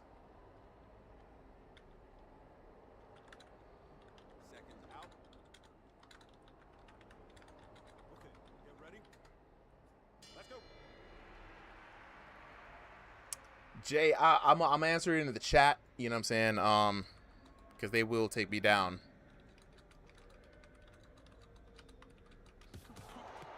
Here we go, round number 3 of 3. Smurf Killer having a lot of advantage here. Now, usually in round number 3, this is where we see Smurf Killer kind of unload. He's been saving up a lot of the energy, all the stamina. He's looking to kind of spend all that cash here. Prophet, on the other hand, saying, look, coach said take chances. I'm taking chances. He is now actually increasing the pace. It's an inside slugfest here. Neither boxer backing down. Prophet on Solo. Solo doing a lot of defensive work. Again, the good knees. That's the maneuver right there. The shimmy to the left and the right. You got to time it. There it is. That man changes levels so quickly.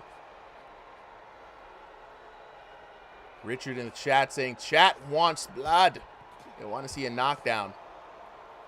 I'm not sure if we're going to see it, man. Solo liability. I mean, both boxers are hitting for an average about 20. We see a few shots land here just outside of in the 30s. But, you know, it's going to be very interesting to see because those aren't necessarily knockout numbers. But who knows, right? The long-term punishment for both of these guys could go down. Anybody gets a knockdown, though, that's going to be a huge swing in their favor. So liability now, dig into the body again. Investing in that long-term punishment, working those long limbs, something you don't see Solo use a lot because for a tall guy, he is somebody who likes to brawl on the inside.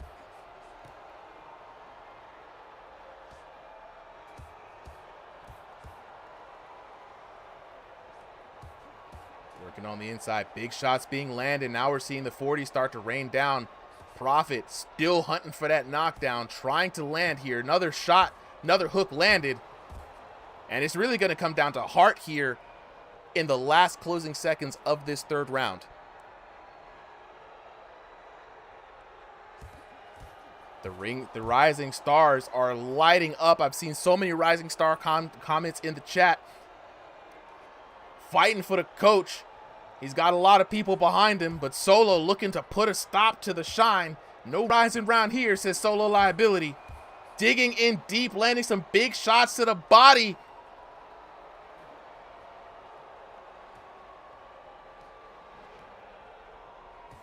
23 seconds left in this round, and there's just been a back and forth brawl between both of these guys.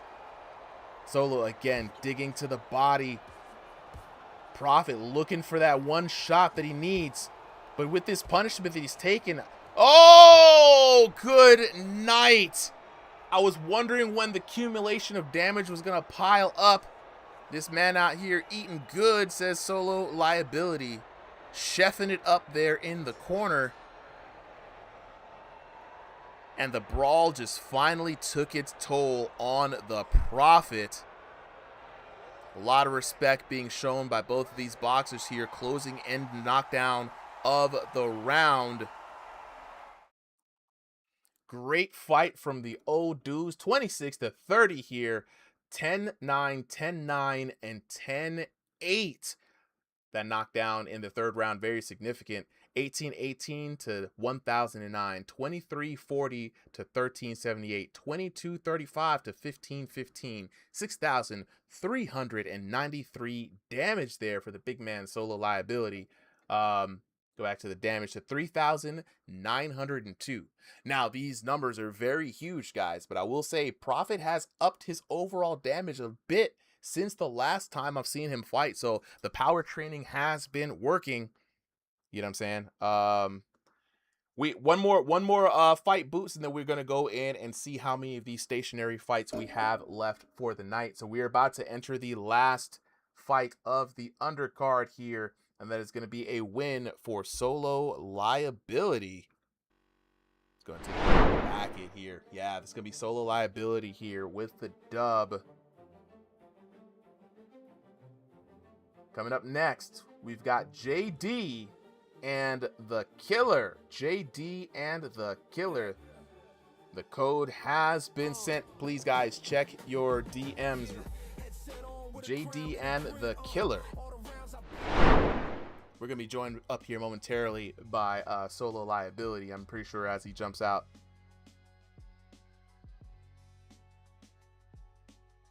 So, Manny Pac-Man with a draw, right? We don't hold draws unless they're dead even. With a draw, we generally go by who had, it's a judge's call there, second judge's call there at the end. So if you lost on damage and the knockdowns are even, we give the win to the other person. I'm back. All right, welcome back, Solo liability, man. Yo, shout out to my dog Prophet. Yo, let's go Solo. There it is, Yo. Prophet and Solo. All right, Killer, brother, let me tell you, you have it. improved, dog.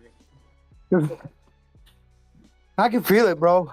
I can feel it. A total difference. And I think this is our first time actually fighting room scale, isn't it? Yeah, I think so. I think the last time we fought, you were in stationary still. Yeah. Yep. All right, the killer. I'm gonna send you the code now. I'm just gonna text it to you manually here. Be on standby. We got a few people saying that they didn't get the code today. I don't know if it's user error or. Here we go. Everybody who has that issue, hit me up. Iron Vitality had the issue a while back, and I figured out what it was. I can send you guys the same thing I sent him, and it's a setting on your guys' side. Yeah. All right. Let's go ahead and double check here. We got young Frank West in the chat. We got you in here, JD. Santiago, that's you, the killer, right? That's Santiago. All right, yep. Young Frank West, we got you in here too. All right, we got both of them locked in here. So let's go ahead and set up for the last match of the undercards here. We got JD versus the killer. In the blue corner, we got your boy JD taking on the killer in the red corner. Both of these boxers locking into the virtual square circle here. JD and the killer both fighting by way of North America East. JD fighting at 5 foot 10 inches tall with a 2001 to 2500 elo. The killer 5 foot 6 inches tall, 2001 to 2500 elo. You know what I'm saying? So this is one of those matches, right, where we got to say, like, will this be a short king versus tall king matchup? I don't know. JD here with the black trunks and the straight solid black trunks with the white belt. And so very interesting to find out that if you change your colors in PTC, it sticks with live. So here we go, round number 1 of 3. The killer in the blue trunks, JD in the solid black. I like what I'm seeing from JD off the rip, snapping out that jab, circling out to the left, staying away from the killer's power hand here. But the killer as well, snapping out that jab, and I love to see a good battle where both boxers start using the jabs, right? Really good level setting. Now right here, JD with the slightly longer reach, it seems, very confident as he drops the hands. We've seen this confidence hurt people before. The first round is the adjustment round, right? So both these boxers are getting the measure of each other without trying to show their cards, you know what I'm saying? Shout outs to the folks in the chat saying we need MMA. For all those guys who want to join, check the Discord link in the comments. But yeah, man, we're waiting on a VR developer to figure out grappling and the ground game. If you can figure out how to throw somebody, multiplayer, it's a wrap. But back to this VR boxing action here. The Thrill of the Fight 2 is the game. Out now for MetaQuest Systems. The killer, nice with the jab. Trying to stay real respectful. But JD landing shots of his own. I mean, really making use of those long arms. And this is one of those fights where you can see that arm length really is one of the true advantages in this game, right? Especially if you're fighting like JD, circling out, working on the back foot, not trying to stay on the ropes, head movement looking clean. He's going to always put him in himself to be in a good position for the counter shot. Big right landing over the top there by JD. But I do like what I'm seeing from the killer. Keeping that high guard up. This is how you approach a taller fighter. But he's getting popped. Big counter shot there. Left around the guard. JD's so confident that he's completely went with the low hands, no hands stance. Oh, and the uppercut crashing down. What a beautiful shot. Yeah, JD got that Ali style. Are the punches accurate in real life or is it laggy? It depends on your internet connection. I'm going to be totally honest with you. Going to depend right there on that internet connection. But here we go. Back into the action. First round going squarely to JD here with that knockdown. The killer still trying to figure it out. Nice feints. Keeping him guessing. Nice jab there. Good head movement by the killer. And the killer's going to have to do his lot to get the respect of JD here. JD working a nice combination at the end, and what a solid round for both of these fighters. The crowd here on the edge of their feet. Let's look at the corner, man. Hiroshi Tanaka saying, man, you lost, but you learned from him. You know what I'm saying? Stop headhunting with that one punch, 40% singles. Double it up, get in and get out. You know what I'm saying? You keep going back to that uppercut, and it isn't landing. Leave it alone for a round, right? And your temple's been open, man. You got the high guard in the front, but you got to watch the sides. You know what I'm saying? Ray Smokey Dunn says, good kid. The fight's that's the fight that I wanted. The big round, and you had him hurt, man. Keep the same right square uppercut, same spot again. Go back to it, man. He's got power, so don't get careless. And just be careful of the chin. Taller fighters always got to be careful of the chin in this game, man. You're always going to be shooting up. Round number 2 here underway.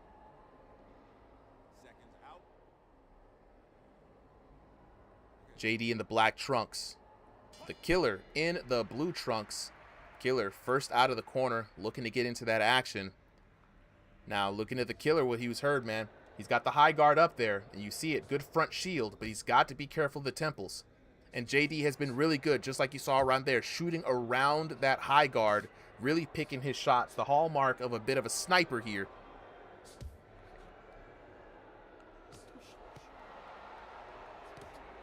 Shooting around the guard again with the left.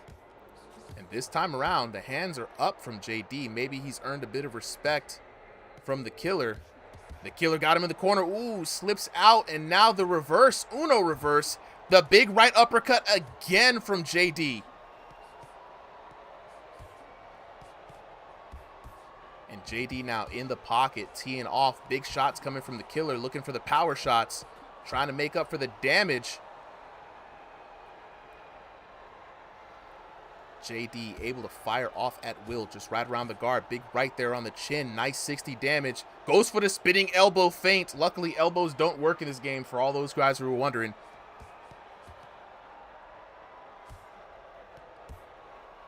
Going for that right uppercut again, swinging a miss. The Killer with the head movement now. Schmoving and grooving.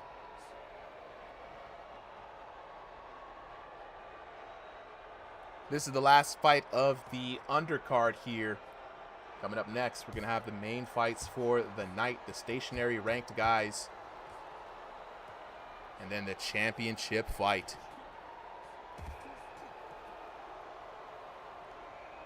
Austin says he tried the Tyson Fury elbow. Right on, bro.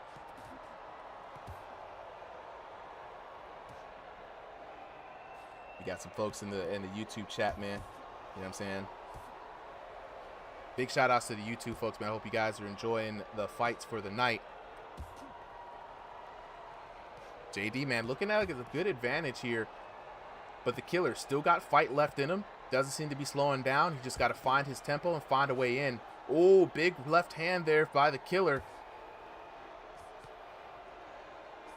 And the Killer slightly overextending here, trying to stay on the outside with someone with a taller reach, right? I think at this time, you got to might just get in there and make it messy. But then again, fighting against someone with a longer reach in this game, and that's really the true advantage. Long reach and speed. But here we go, the Killer mixing it up on the inside.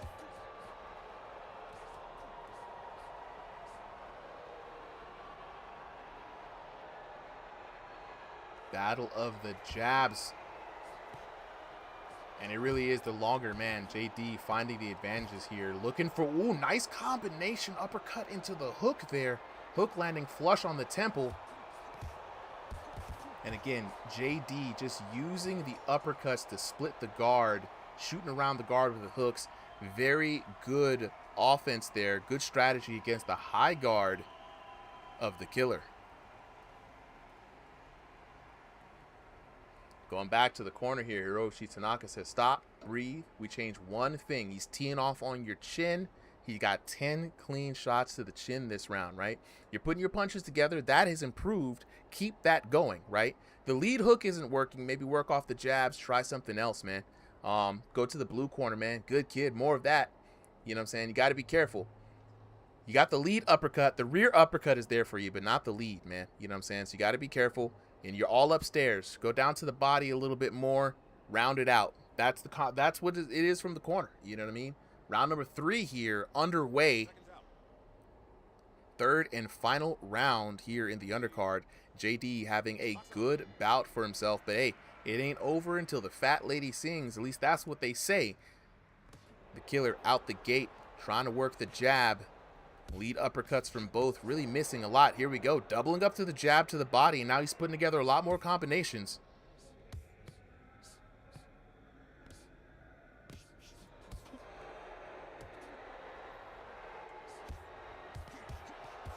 All right, here we go. The Killer now finding some combinations in the bag. Taking a look at the punch stats here. JD leading 185 to 153, right? JD falling behind on the jab game, but man, making it up with those hooks, shooting around the guard. A lot more power punches there from JD. Shout out to the stats.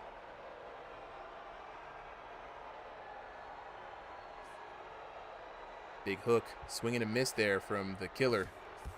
And the Killer has been struggling to just close the distance all day. JD doing a very good job. We always talk about taller boxers learning to fight on the back foot, circling out. This is what you take note here. JD jabbing to the body, just pinging every time that the Killer wants to try to close the distance. And now at this point in time, you know, as the Killer, he's got to be more strategic about how he cuts off the rope. There it is, cut off that angle, get him back in the corner. If you let him keep moving the way he wants to move. Oh, the footwork.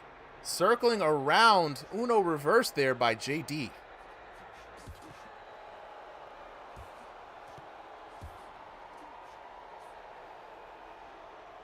JD might have been scouted out by Solo Liability, always looking for the tall boxers to pad the roster. Absolutely. I knew it. I knew you were scouting him. I knew it. He said, anytime a tall guy is beating a shorter guy, Solo's going to be coming knocking. Hey, brother, I got an offer for you. I'm like a military recruiter, like before like a senior graduates. Right there at the football game. What's that kid's grades? Oh, yeah, we're going to get him. Oh, he eats crayons? Yeah, I'll get him in the Marines. Don't worry. 46 seconds left here on the third round. And honestly, man, the Killer has been putting up a good fight. I'm not going to lie, but I mean, JD has just been that much better working his game plan. And Solo, man, like I said, we always talk about this is how taller boxers should be fighting in this game. Okay, the Killer hurting him a little bit, though. The Killer's got him hurt. If the Killer can pull out a miraculous knockdown, that'll be insane. Killer, whoa, there it is! There it is! The Short Kings! He has been working that straight all night. Oh my days. He said, stand on business, fam. Stop running. Wow, yo. Win or lose at the end of this, he worked for that one, man. I think JD might still fall away if this I'm telling, bro, lock loader, I be in there, dog. I be watching. I can't necessarily see the damage, right? Can't necessarily see the damage, but my eyes, my peepers are locked in on the damage. Young Frank West there from the blue corner, still taking it by 1 point, but you gotta give the moral victory to your boy out here. You know what I'm saying? Taking a look at the damage. I mean, look, it was the knockdown was there to tie it up, right? If I'm being really honest, the knockdown was there to tie it up. But let's take a look at the damage, right? 2004 to 1243. 1988 to 1197. It was close on that third round, 1556 to 1562, but the damage and the knockdowns still go in favor of the blue corner. Your boy Jay Dilla. JD in the house, 5,548 to 4,002.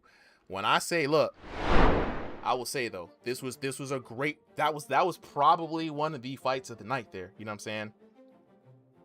Both of y'all are great fighters, man. It was so close. Hey, Killer, you fought somebody who knew how to fight tall. On stationary, man was moving. You know what I'm saying? It was good. He had good hands, good speed, good accuracy, but you did your thing, bro. Good games to both of you, man. Great fight there, and a great way to end the card. So now we're gonna go ahead and give JD the W there. All right. So now here we go, guys. Time to maneuver. If you guys want to know where we are in the card, go ahead and type in /fight. If you're in the Discord, /fight card ranked. If you're here on the stream, I got you guys right here. The stationary card is about to start, right? We've got King Garcia versus Dom Bones Johns. We got Manny versus Silly Diamond Possum. 2i Willie versus Bartholomew. The African Saiyan versus Tank. And then the championship match for the 50 G's. The 50 Smackarooskies, right? Boots versus Texas King. And the winner also gets the title vacated by Jay Baca. Jay Baca out because of a back injury. And so, yeah, this is gonna be crazy. This is gonna be crazy. So we don't have, I don't think we have anybody on the cams set up here. Just want to double check and make sure, because I don't think, yeah, we ain't got nobody on cams. So, we're gonna be moving and grooving. So first fight up next, right? King Garcia versus Dom Bones Johns. We're gonna go ahead and get the code for you guys real quick.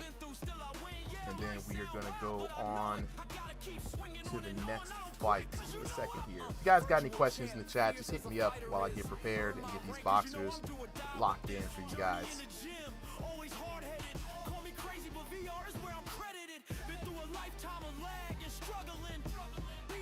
All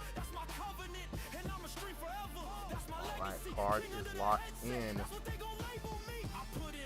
The code has been sent to King Garcia and Dom Bones Johns. Now, the other thing that's a little different in exhibition matches here, guys, we usually have subs because they're loose. It's like the first 30 people to sign in, they get in. Some people will jump out, some people don't. The ranked cards, we cannot, we can't make any substitutes. So if somebody does not make their ranked fight, they have forfeited the loss. So we don't have, I don't think we have that problem here today. But let's see. We got 15 or so minutes. All right, BBMA Manny, 15 minutes in. Yeah, no sub-ins for the ranked map because they have to be ranked fighters. Absolutely. So, looking for King Garcia. I'm looking for Dom Bones Johns. There he is. All right, Dom is joining. King Garcia, I see you in there. Yeah, I see him. Yeah, just want to make sure. Now, it's going to be interesting. Who y'all think got this? You know what I'm saying? Solo, spin up a poll for these fights. We should have been spinning up polls this whole time, but you know what I'm saying? It's been, hey, Austin, it's been an absolute war tonight. It's been an absolute war tonight. You know what I'm saying? Absolutely. Braden in the chat says, scout me, Solo. Wait, hold on.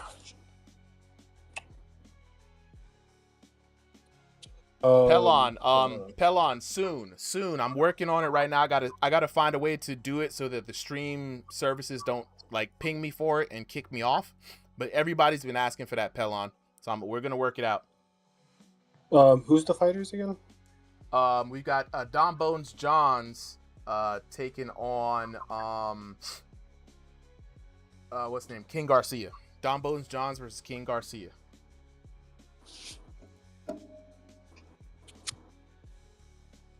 Shout out to Dom. That's my boy, a fellow Smurf killer.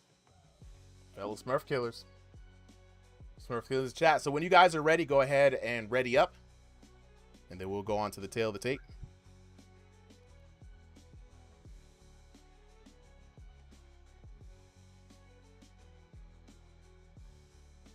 All right, we got them both locked in. Let's go ahead and head on to the tail of the tape. In the blue corner, we got King Garcia taking on Dom Bones Johns in the red corner. Both these VR boxers locked in for the first fight of the stationary card. King Garcia fighting by way of North America West, 5'6" tall, 1501 to 2000 ELO. Dom Bones Johns fighting out of North America East, 6 foot tall, 2001 to 2500 ELO. Both these VR boxers fighting in stationary today.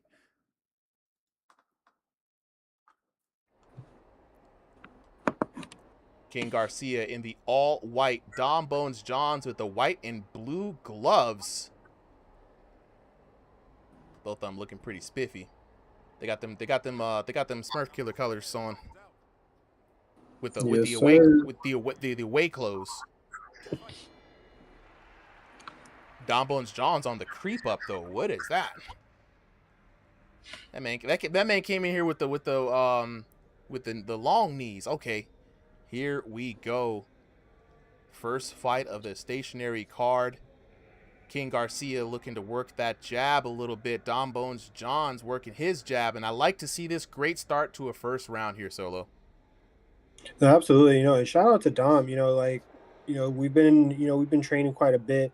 This past, for especially this past 2 weeks, and Dom is he's got that damage. Okay, like don't let him fool you. Once he starts going on that berserk mode, like it's basically wraps at that point. Dom Bones Johns has the best intro in the VR business right now. Chat's going crazy for that.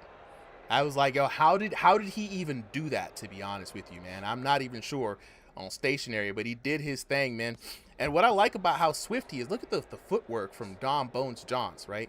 Getting active out here. And the crazy part about it is, like, we're in stationary, right? So for those of you guys who don't know, stationary is when you're standing still in VR and you're not using your legs to move per se, you're using the joystick. But they do allow a small radius around yourself so you can take small steps. And Dom Bones Johns is using both the joystick and those steps to great effect. Absolutely. And right now, I gotta say that like Dom is doing a good thing about keeping like a distance and still landing his punches. King Garcia is playing a pretty good defense game. He is being pretty conservative with how much energy he's using so far in his first round. But I'm curious to see if it's going to continue being like this, just an even pace match, or in the second round is that going to change up? You can always many keys to victory in this game, right? We've seen a lot of people fighting in the undercard. You got some sluggers, you got some street brawlers, you got your boxer punchers, right? You could definitely, we saw with Valentin earlier, win completely on points, right? So if you're a fighter like Dom and you can keep that footwork up and keep your opponent at bay, score as much points as possible and put yourself in as much of a lead, right? But when you're King Garcia, you're gonna have to mix it up. Staying at this distance against Dom, risky business, man, because he wants to pick you off. So if I was Garcia, you could probably take the first round to observe your opponent, but you're really trying to figure out a way to get in, right? You don't want to be a sitting duck, right? You create some opportunities, but you got to capitalize on them. Oh, absolutely. Yeah, I'm really hoping to see, that explosive power that I know Dom's got in his back pocket. You know what I'm saying? Homie's got it just throws straight cement with those punches. Absolutely. Let's take it to the corner man here. Shout out to the crowd. And the crowd's pretty excited. I'm not going to lie. Crowd's pretty excited here. And so am I. Red corner, Marcus Sunshine Bell says, look at me, champ. That rounds mean nothing. He's teeing off on you. Oh, so the rear hook isn't working for you. You got to be careful. Champ, he's finding that chin. You got to tuck it in for me. You know what I'm saying? And you got to be careful with that hook. He doesn't throw it often, but it's doing some big damage, right? In the blue corner, having a good round here, man. Don't get too comfortable, though, right? Your chin is also exposed, right? And you got to watch out for Dom's cross. Big cross coming in. You know what I'm saying? That right cross landed about 49. Biggest of the round, and it's still there. So it's a battle of the cross versus the hooks, the long range versus the short range weapons here as we go into round number 2, right? People in the chat looking for the short kings. I've also seen some people saying, why not go for the full body experience and move your legs? The developers thought ahead of this, guys. Sometimes some people don't have a 10 by 10 space, right? Because in room scale, you got to draw that ring, and that's where you move around in, right? Some people, they don't have a lot of space, or they can't move, right? Maybe you're fighting in a small apartment, in a closet or a shoe booth or something. So instead of crippling people, they say, hey, just go in stationary. I think it was the right call. But here we go. Ryan Garcia with the hooks. Dom's got to be careful, man. Ryan is swinging for murder with those hooks, landing a big 51 there. No, it's definitely got to be careful. Being a tall fighter, you do get like one thing that tall fighters usually have is the longer arm reach. So definitely, knowing how far your fist can go when throwing straights or even hooks is definitely important, especially to know how much of a distance you can keep from your opponent and still land some damage. Yeah, JD had put on a master class with that, right? Instead of firing forward and walking forward, circle out, create some opportunity, step back a bit, right? You've got the gift of long range. Use that to bait your opponents. Ryan Garcia, though, doing the right thing, man. Shelling up at the right times, not trying to punch his way in, trying to make his way in. And once he gets there, he's going to be trying to get some damage in. He's got the big hooks to back it up. So one of the big things in this game is that, like, damage is king. No matter what you say, damage is where it's at. You can throw big bombs on your opponent. You need to make far less mistakes than they do in order to get that dub. No, absolutely. And so far, just from the second round, I will say that King Garcia, at the moment, he's playing a pretty good, even pace game right now with Dom.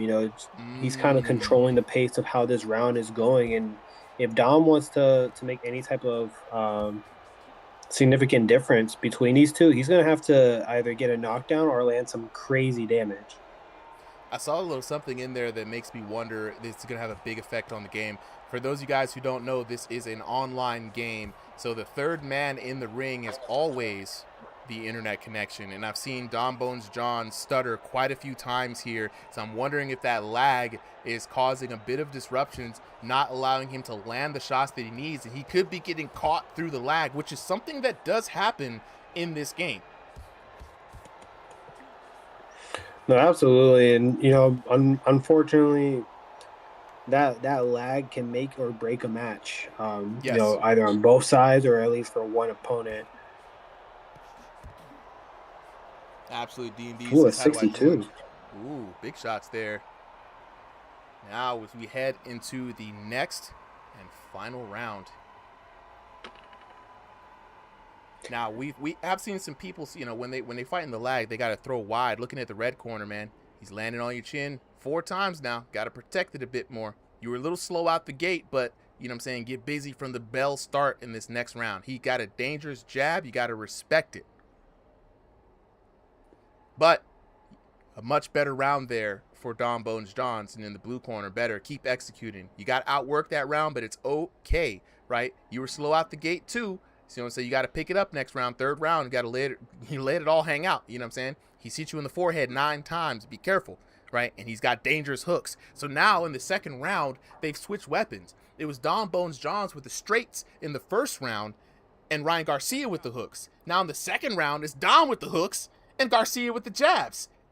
Third round, final round, all on the table here. The touch gloves, good sportsmanship. We love to see it. That boy Jiu-Jitsu back in the chat. I remember that name. Such a good name.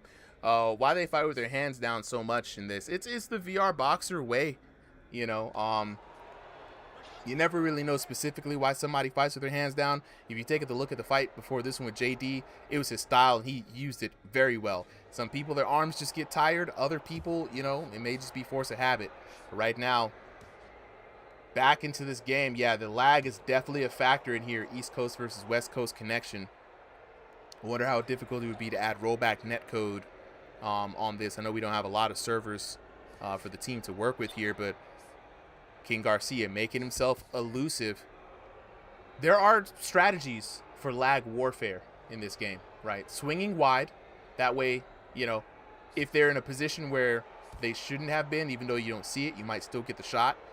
Keeping that head movement going and flowing, right? Making yourself as elusive as the target is, because what they're seeing on their side of the headset may not actually be where you're at, right? And you got to fight.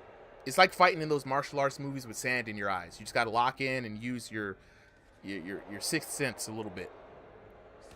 No, absolutely. And at this point, like Dom is taking a bit of damage, so he needs to change it up.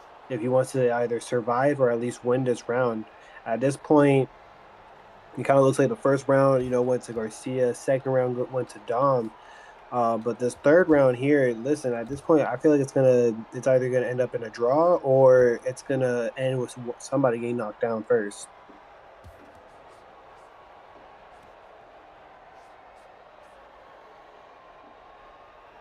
And Dom definitely looks like he's taking quite a bit of damage, more than Garcia is. So he's gonna have to mix it up, either move around a bit to the point where you're predicting where your opponent is gonna go, or throw enough combos in there to really land those punches. 100%, man. 41 seconds left here in this round, and it's going to come down to heart and belief, right? No matter what, at the end of the day, even if you're not seeing the shots registering, you got to throw the shots that you think you're going to land, especially here in this lag. You never know what's going to hit. Some big damage there coming in that combination. I think it was on the side of Dom Bones Johns, but Dom Bones Johns has the right strategy right now, right? Keep firing away. Let the judges decide, right? Don't decide the match for your opponent. No, absolutely. Although these type of games are, they're based off of points and damage and things like that. It's also a battle of the mind at the end of the day. If you got the mentality that your opponent already won, then they've already won, whether you one way or another. Absolutely. Let's take a look at it's either a draw, I think, or maybe I think Dom Bones Johns might have clinched it. And there we have it. Dom Bones Johns is your winner, 29-28. You called it from the beginning. Let's take a look at the score, 10-9 in favor of Garcia. But then Dom Bones Johns, 10-9, 10-9, going the other way around. He definitely turned it around to that second round for sure. Dom Bones Johns barely losing the third round on damage, 387-327, but it was a big swing, 1852 to 916. And here's the interesting part. I told you guys about the lag tactics, right? Notice that Dom Bones John switched over from the straights to the hooks in that second round that he won. That is a big maneuver if you guys are playing this game online. Hooks travel a lot of distance, so even if they're not where they're supposed to be and they're on the left or the right, you're still going to hit them with the clothesline. And that was some tech that we found out a long time ago. Third round, very close though, but it's 33-40 to 24-23. That's going to give Dom Bones Johns the win in his debut fight here in the ranked card. Let's take a look at the bracket. Dom Bones Johns with the W. Big congrats there. Let's see. Let's give my man's his win here. Dom Bones Johns with the W. All right, up next. Is it time? Manny, you good? Manny versus Silly Diamond Possum. Silly Possum out here. The code has been sent to you both guys. Gotta make sure we gotta clear out the room.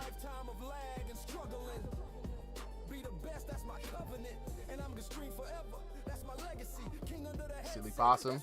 First is... There we go. We see Silly Possum. He's just got it in. We're looking for Manny. Let me double check. All right, Manny, he's ready. Yes, let's go. Let's go. All right, Manny, check the message requests. I believe this might be the first time you might be getting it. It should be coming from the Ringside bot. Killer Cam in the chat. What's good, bro? Next week, Killer Cam will be defending the belt in the final room scale card. Before we take a little bit of a break here. All right, we got Silly Possum, we got Manny locked in. Get Manny in the blue corner here. There we go. All right, let's head to the tail of the tape. Coming up next, in the blue corner, we've got Manny taking on Silly Possum in the red corner. Both of these VR boxers getting ready to lock in to the virtual squared circle. Manny fighting by way of North America East, coming in at 6'1" tall with an ELO of 2,500 plus. He takes on Silly Diamond Possum, fighting by way of North America East. 5 foot 10 inches tall, 1501 to 2000. A big elo disparagement there, but we like to say this all the time. It's about the styles and not the elo. Manny in the white, gold, and silver. Silly Possum in the yellow trunks. 3 3-minute rounds here in the stationary card number 3. VBA Manny making his debut here. Or VBA MA, sorry, Manny making his debut here against Silly Possum. Silly Possum, known to be living up to the name, right? Plays a little bit of a rope-a-dope with his opponents in the first couple of rounds, but it will fail if Manny can light the fire in this round, and already Manny coming out the gate swinging. Listen, don't underestimate like Silly Possum. You know, he definitely lives up to the name. He has this little possum style of fighting. You know, but Manny's also got some hands. You know what I'm saying? Like he does swing them.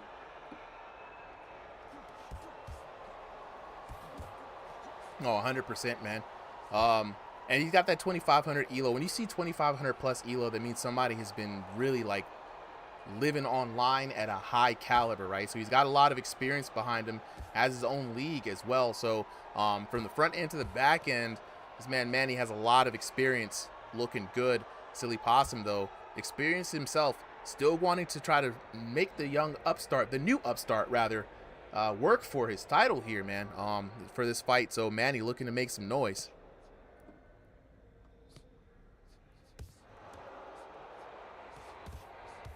Ooh, here we go. Dig into the body for Silly Possum. Not getting a lot. VBA Manny able to tee off. Especially, again, we've seen this time and time again. Like with a boxer who has the longer reach, it's really dangerous. Risky business, man. You really have to really figure out a way to get past that. And again, we see a pull there from Manny.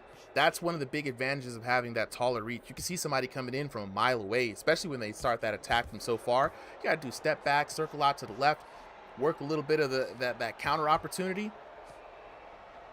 It's really not about the height, bro. We always say this about the height, man. VBA Manny putting together a nice 3-piece combination.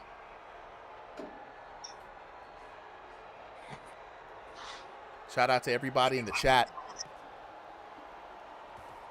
Just dropped the Discord link there for you guys if you guys want to join the Ringside VR Discord. Back to this action, though. 40 seconds left into the first round.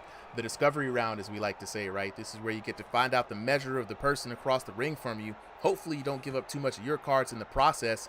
Maybe kind of figure out something. Ooh, on the second round, VBA Manny again striking true with that right hand.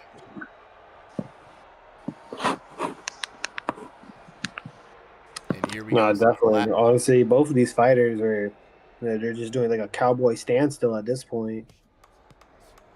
I like the pacing here from VBA Manny, right? You don't like, and you know this, Solo. You don't want to spend all the gas. Ooh, big 55. Ooh, 55. Yes. Big dap up there from both of these VR boxers. You can see him taking the headsets off, probably getting some water. Shout outs to the excited crowd here at the Great Hall. Thrill of the Fight 2 is the game that we're playing, guys, out on MetaQuest headsets. In the red corner now, Dr. Elliot Voss says, look, he's landed on the temple 5 times. You got to make sure to shift the guard to cover that, man. The lead overhand is your shot tonight. He keeps finding him. You got to build stuff off of that, build around it, man. And you got to be careful with that hook. He doesn't throw it often, but when he does, it's big damage. And I've seen Manny land with a big damage hook. For Manny, though, he's finding you on the temple as well, man. You got to adjust that side. He got some big hooks on him, right? And that's his big shot. That's the one that's actually hurting you, right? And, take it to the body first, and the head will follow. So mix up a little bit there from the blue corner. Hiroshi Tanaka does love a little bit of up-down mix-up work there. Shout out to the corner man. Round number 2. Manny in the white trunks with the gold and silver trim. Silly Possum with the yellow trunks with the white stripes. Shout out to you guys in the chat as well. You know what I'm saying? Here we go, round number 2. So Solo, from what you've seen in the first round, man, you've heard what the cornermen have to say. What are your thoughts going into the second round? Definitely going into the second round. I definitely think that both of these fighters. I feel like so far from the start, they both definitely adjusted. They're kind of putting more pressure on it onto each other, especially with the punches that they're throwing.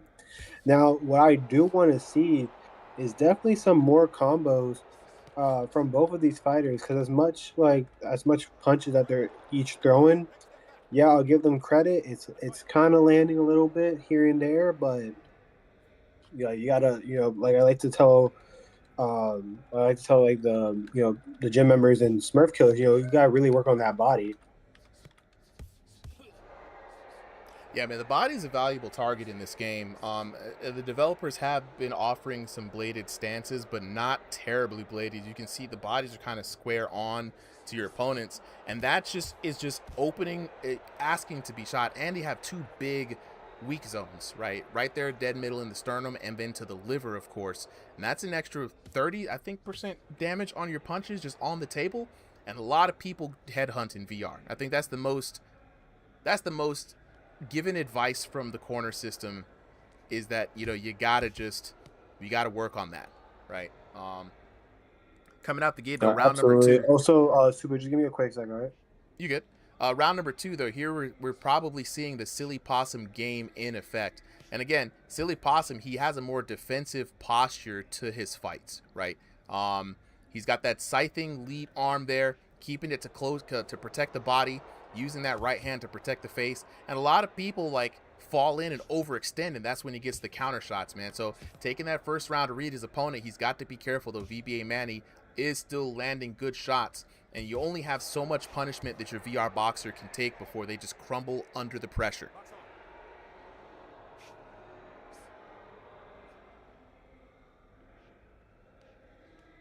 A lot of people cheering for Manny in the chat.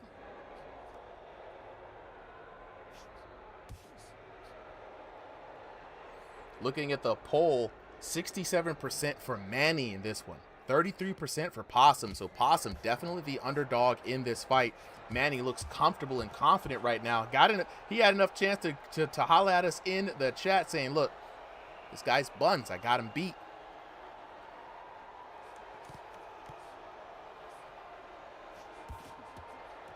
Absolutely. And here we go. Manny able to fire off at will. The combinations are just landing for Manny at this point. Silly Possum has to figure out a way to come back from what I see as a bit of a deficit here. The crowd sitting on the edge of their seats. Shout out to Thrill the Fight 2 devs. Shout out to you here in the chat. Looking at the red corner here, Dr. Ellie Voss says, look, the chin is your leak, bro. He's landed more than 9 times there. You got to be careful. Close that guard. You're also slow out the gate, man. You got to be busy, right? And you're only throwing one at a time. 33% of your shots are just one of them. You know what I'm saying? You gotta double that up. Meanwhile, you know what I'm saying, Hiroshi Tanaka only has one thing for him, right? It's a competitive round. You just have some small things, you know what I'm saying? Slow down. You were a little slow out the gate. Turn on the gas, right? He returns to the temple deliberately. You could take that away from him and get to the counter shot. He's getting a bit predictable. That's really the only thing, man. Keep doing you, is what the blue corner is saying to Manny.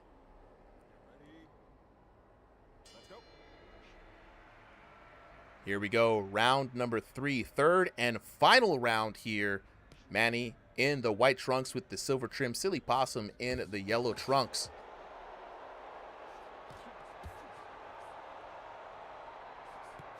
Now, Manny's been having a pretty good round match so far. And the thing about it is, in this game, guys, damage is king. So if you're able to land on your opponent and put them in that state where they're behind, it's going to be really, really, really hard for them to come back, right? Silly Possum has to start turning on the offense here. Manny keeping the pressure on him.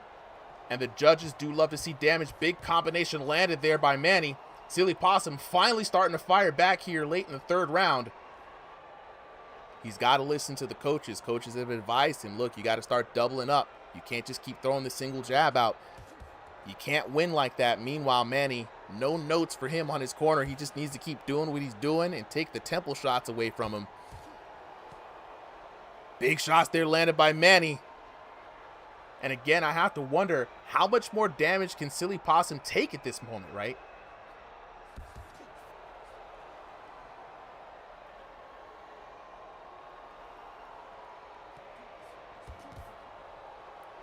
Minute 35 seconds left here in the third and final round.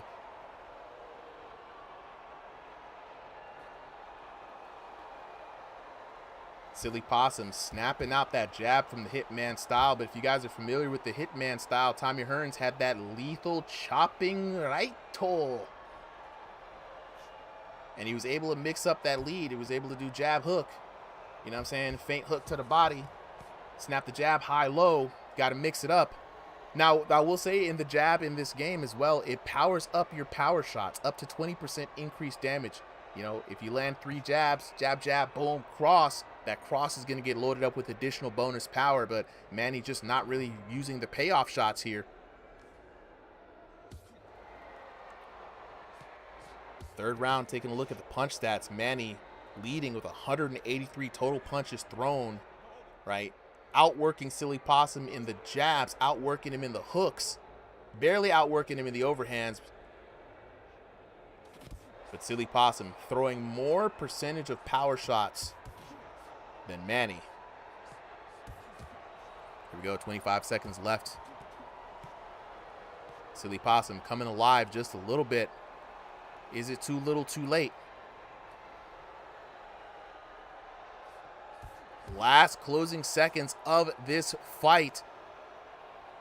VBA Manny looking to score a few more hits, swing the favor. The judges on his side. Don't know if he needs it though. He had a really confident run there. Big shots being landed, and there we go. Match comes to a close. I got Manny up on all my scores, man. Chat, how you guys feel about that? Music says Possum. Music says Possum. Let's see what the judges say. Now, we always say never leave it up to the judges, man. They BBA Manny says the fog got to him in the lens. Let's take a look, see the results here. By decision, VBA Manny 29-28. 10-9 VBA Manny. 9-10 for Silly Possum. 10-9 for Manny there at the end. Looking at the damage, 1526 to 1075, 752 to 637, and Manny with an explosive dominating third round, 2063 to 1599 for a grand total of 4226 to 3426 for your winner. Out of the blue corner, VBMA Manny. Yeah, boy. That was a great fight. Silly Possum, man, it's always hard to call his fights, man. He lives up to that name. You know what I mean? You never know when he's going to sneak around from you. He may sneak the whole fight from you. You know what I'm saying? Hey, man, I do what I do. Blick, I do what I do. You know what I'm saying? Hey, but that was a great fight from both of you guys, to be honest, man. 100% there. We're going to go ahead and give VBA Manny the flowers. Taking the dub here from Silly Diamond Possum, and both of the new guys coming into the stationary, really making a name for themselves here. Debut matches with the W's. We are now going to be moving and grooving to some increased fight action. From here on out, ladies and gentlemen, we are no longer in 3-minute, 3-round territory. We are moving up to the 6-rounder fights. Make sure I do this right this time, because sometimes I forget, you know what I'm saying? So up next, these guys have been in the stationary division since the beginning, right? That boy Will Brewer, 2i Willie versus Bartholomew. Up next, both of you guys have the code Will Brewer, 2i Willie versus Bartholomew. And Bart says, look, my stuff's actually charged now, so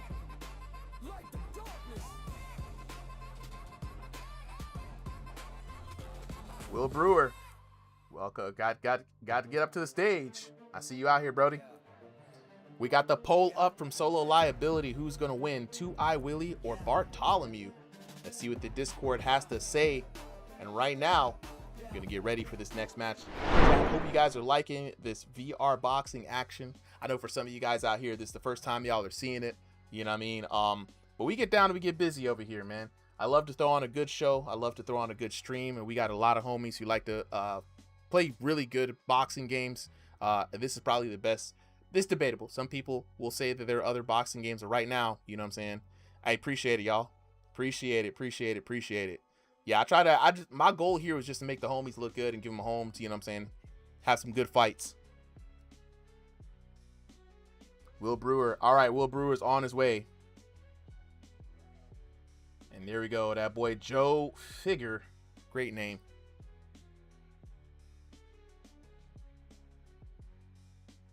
And this guy Bartholomew. Waiting for Bart to hop in here. We got the votes in here. Let's take a look at the results here. 2i Willie favorite here in this fight so far. Bartholomew, the 67% to 33% are favoring 2i Willie. No, scratch that. 75 to 25%. Right? Oh, there we go. I see you out there. Okay, bet. We're waiting for Will Brewer. So we're going to put Bart in the red corner here. Waiting for Will Brewer. Young William.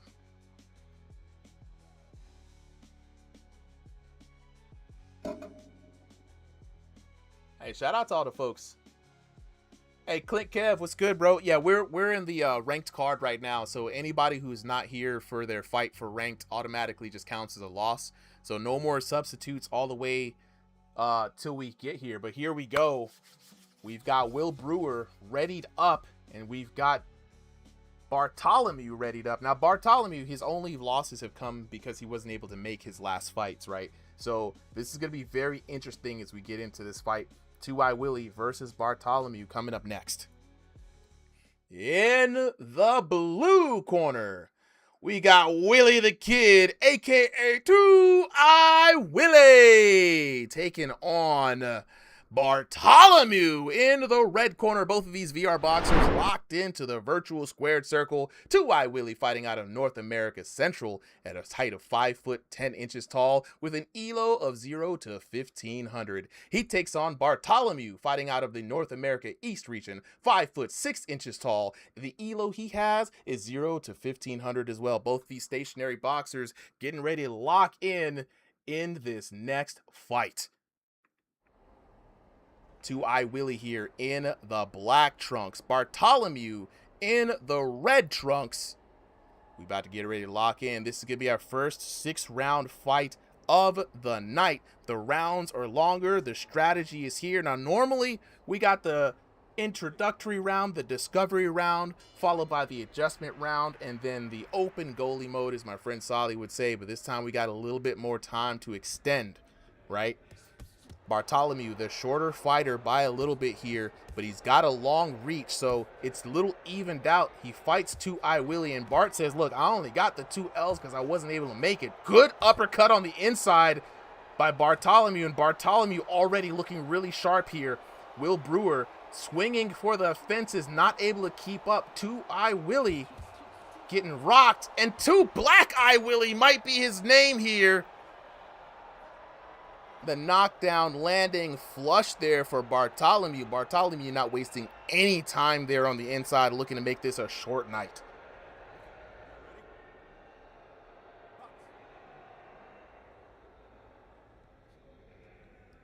Here we go, man. An early knockdown. 2 minutes left in this round. Plenty of time for Bart to work. He had some really crisp counters there on the inside. And a lot of times we say, man, hey, the taller fighter automatically has an advantage.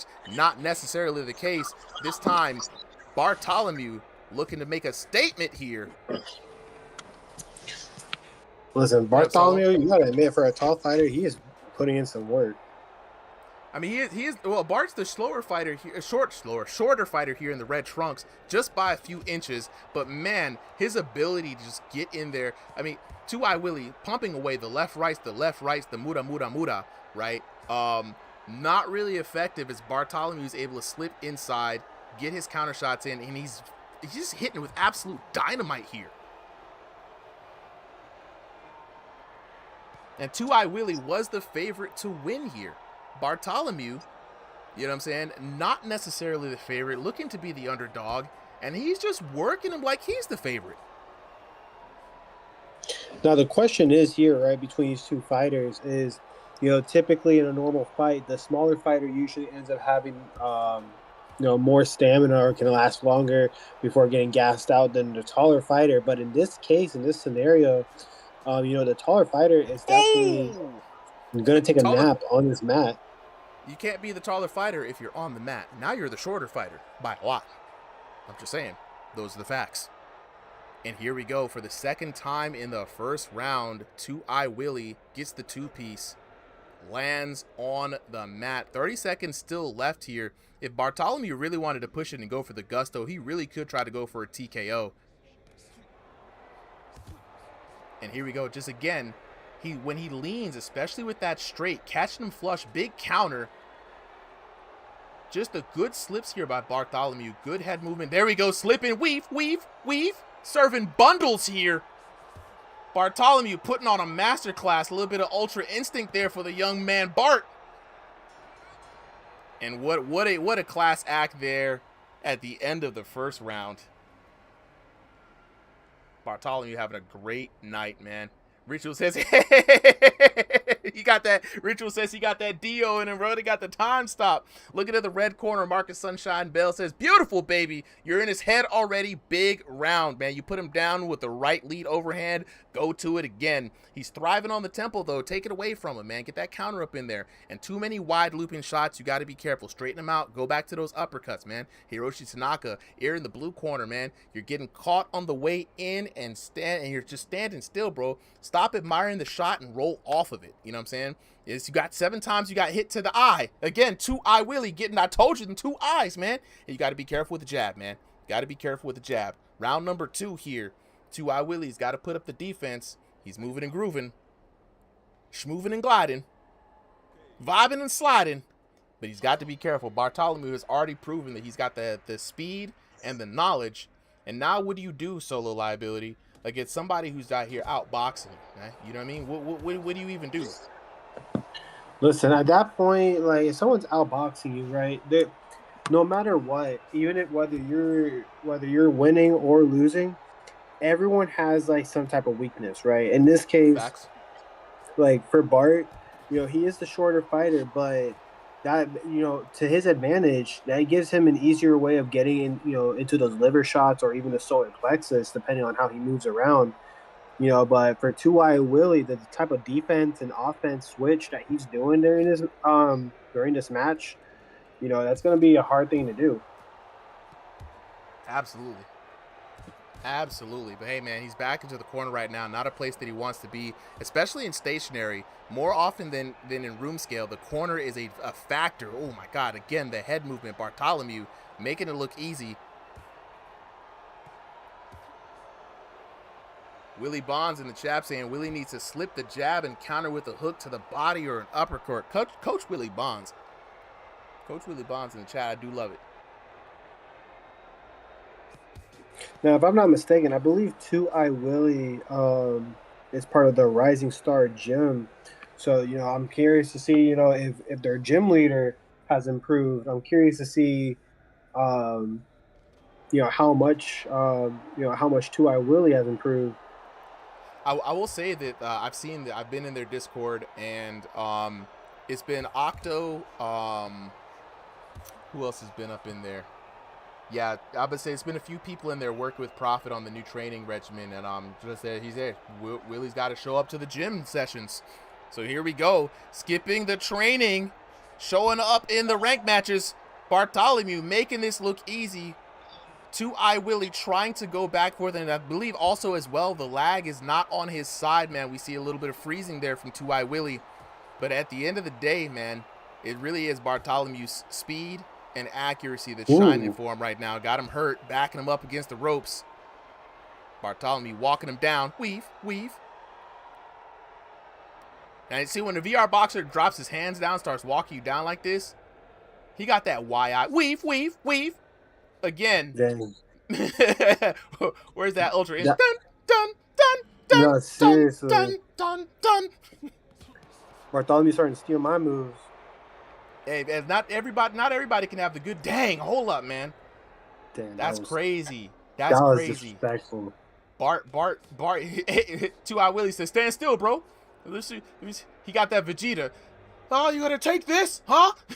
Ain't no final flashes around here. This ain't the Cell Games, player. You got to land those shots. Ooh, That was crazy. Bart's got the confidence in him right now. Hey, hey, Cav, yes, exactly. Fido Flash in the corner.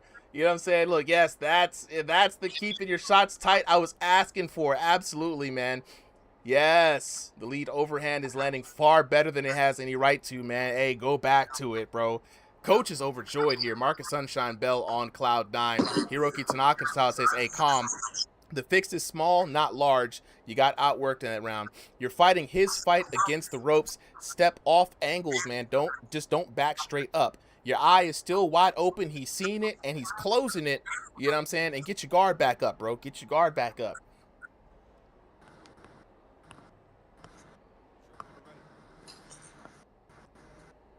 Man, these are some good fights here. 2i Willie having a tough go of it, man. Bartholomew and he's got 6 rounds. That's the crazy part. Normally, if you at the 3rd rounds, when you have a fight like this that's going 6 rounds, you know we're gonna see some late stage punishment here. 2i Willie, both eyes probably closed at this point. Shout out to the devs who are working on a future update to give us some cuts and some bruising and things like that.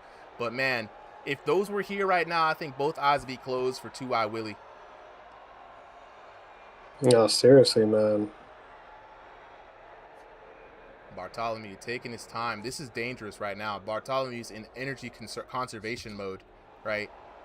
2i Willie still managing to clip him there, right there, but Bartholomew catching the timing, just working. And this is where, when you catch someone's timing like this, the counters are going to start being vicious. Regal, oh snap, I hit 10K. Ooh. I didn't even realize it. Ayo, we hit 10K followers here on TikTok. Let's go. 2i Willie must be a Ghostbuster the way he just, like, the way he swung that and Bartholomew just dodged it. Yeah, one thing with 2i Willie here, not only is there a lot upstairs, but it's the same rhythm, right? Left, right, left, right, right, left, right, left. And that's helping Bartholomew really kind of snipe out and get these counters. I'd love to see him mixing it up, doubling it up. Ooh, wait a minute now. He got him caught. Bartholomew hurt. Bartholomew's got to be careful, man. And if 2i Willie just went to the body a little bit, he'd be landing so much. Bart with the recovery. Man, 2i Willie had a great stunning shot there. For those of you guys with sharp eyes, man, I don't know if you guys will be able to see it on the small screens, but, you know, when somebody gets like a stunned, ugly face, you can definitely tell. I mean, 2i Willie, whoa! I was about to say 2i Willie's got to be careful. And 2i Willie hits the mat again. Taking a look at that on the flip phone, catch it on the replay. Bink, bink, mink. Ooh, and it was the left hand. Putting him down there. 49 seconds left here in round number 3. 2i Willie might be succumbing to the mental pressure. The punches are slowing. Bartholomew able to see it easy. Nice counter uppercut there. And now Bartholomew's just going to some catch and shoot. He sees it so well. You don't even see him people using, oh, nice shot to the body there. Will Brewer swinging. Good counters. Big 61 landed. 17 seconds left. Bartholomew could get another knockdown if he keeps the pressure up on him. Swing and a miss there by Will Brewer.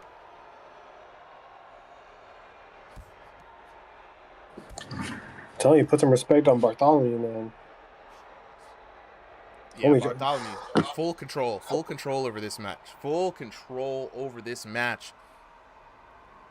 And the red corner's got to do something here, man. Crowd on the edge of their feet. 105 people watching concurrently. Shout outs to everybody watching. Red corner here, man. You're taking it over, champ. You feel that? Keep going. It's a big round and you had him hurt. You know what I'm saying? That left cross is your fight ender, man. Got to keep going back to it. Look for it, man. Got to be careful on the ropes, though. Got to be careful on the ropes. They don't like the rope action.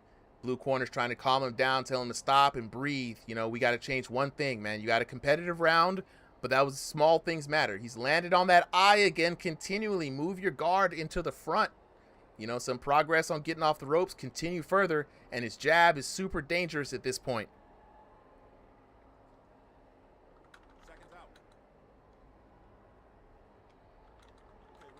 Here we go. Round number 4. Willie in the black trunks. Bartholomew in the red. Little dap up in the air, and great dap up. I could hear the dap up in my head, to be honest. It was really accurate. Here we go. Round number 4.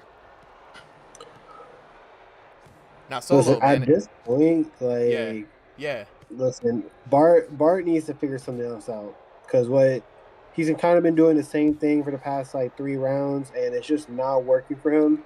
I feel like what he needs to do at this point is like, he's gonna have to, whether he changes the way he's throwing his punches, or he stops being predictable, because at this point, Two-Eye Willie is just like straight reading those punches even before they come. Made him spin like a Beyblade.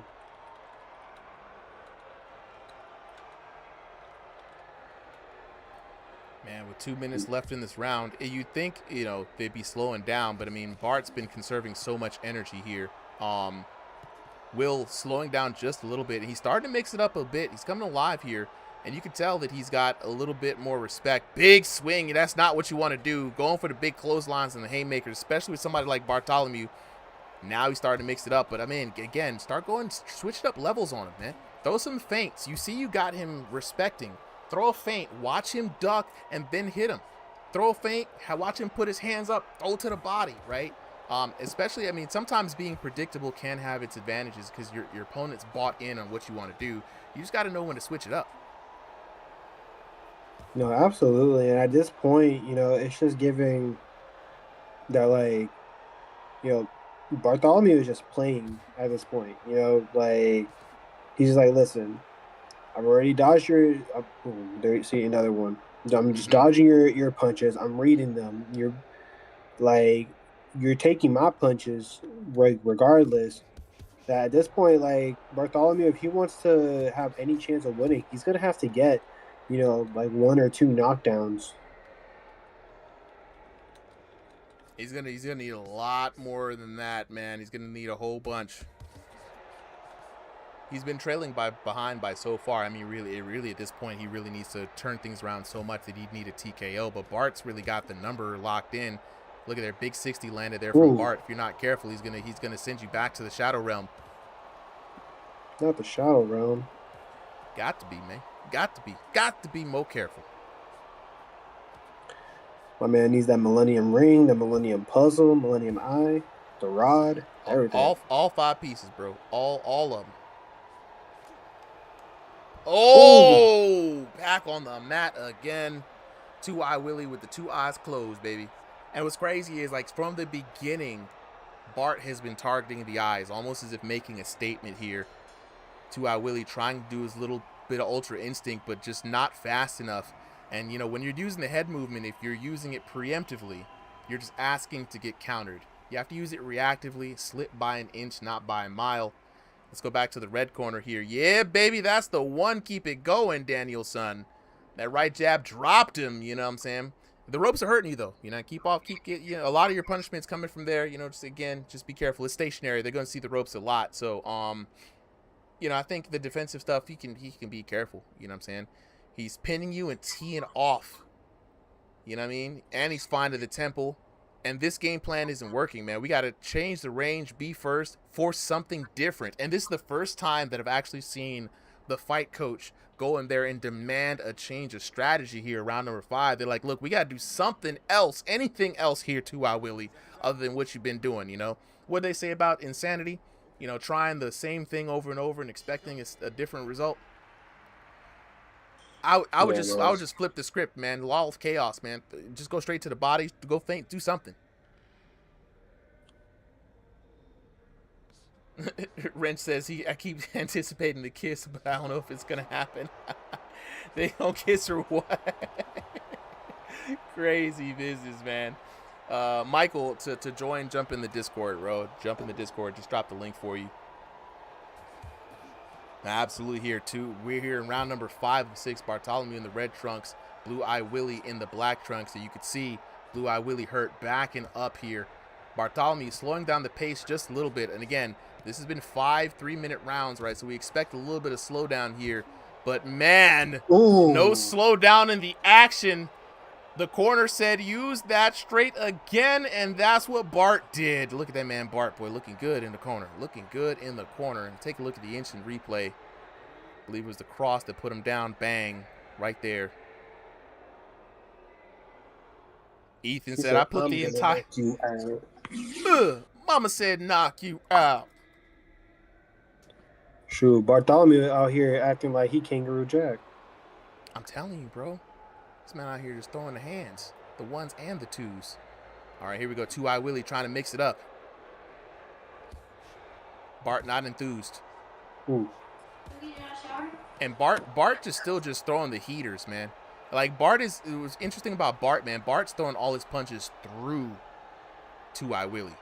Still aiming for those eyes, too. Oh, here we go. Walking him down. Two-Eye Willie trying anything different. The hammer fist. And you could see the fight in Two-Eye Willie has just left the building. The hands are dropping, trying to do a little something. I don't think this is what Coach Tanaka was saying, meaning when he said try something different and anything different. Two-Eye Willie just, again, throwing everything that he has left in the tank. Not much left in the tank. Bartholomew said, look, I'm going to take you into deep waters tonight, Brody. You know what I'm saying? We're going to go all 6 rounds, and you're going to feel every piece of this palm.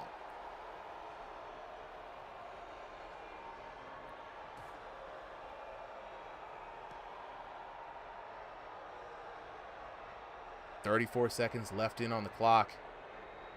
And Bartholomew playing with his food at this point.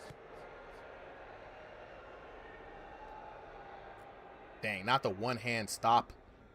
Not the John Cena, you can't see me, or maybe Two-Eye Willie can't see anything. Not 100% sure. Even if Bart does go down at this point, man, it's gonna be a lot.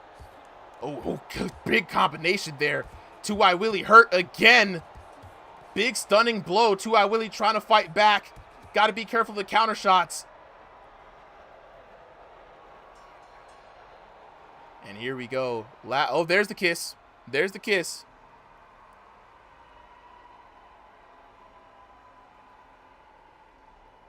All right, in Solo.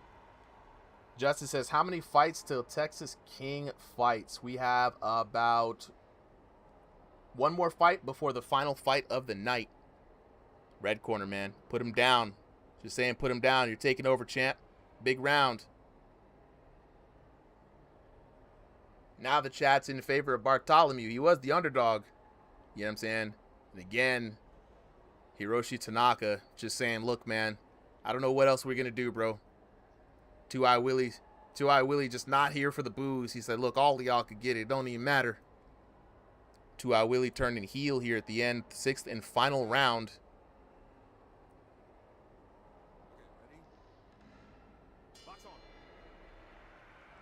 Ethan said, yo, Two-Eye Willie, come on, bro. I bet the house on you, bro. Lock in. Wouldn't it be crazy to see like a 3rd round TKO from Two-Eye Willie at this point? I mean, that'd be the only thing that'll save him. And it would be the robbery of the century. Because Bartholomew has had this match in his favor squarely this entire time. But Two-Eye Willie finding some more gusto here at the end. Dropping some bombs. Where is all this coming from? He's got to be careful. It's an open offense strategy. He's getting pegged on the way in. Bartholomew landing those shots. I mean, Two-Eye Willie, his VR boxer, has to have been taking punishment all night. Bartholomew got caught with a stun, but too little too late. The head movement is still there.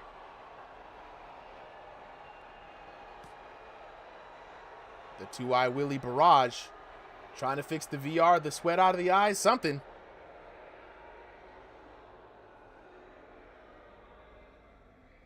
Ritual said, Bart, I bet my life on you, bro. And here we go. Closing moments, man. I mean, minute and 41 seconds left. They're still going at it. Two-Eye Willie found a little bit of life in this fight. He's getting battered as he gets pushed further and further into the corner. I don't think he knows where he's at. Bartholomew got him turtling up.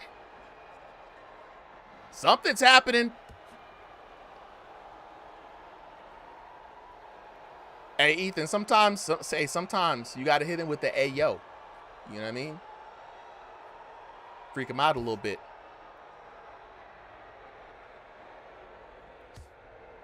The chat has turning on.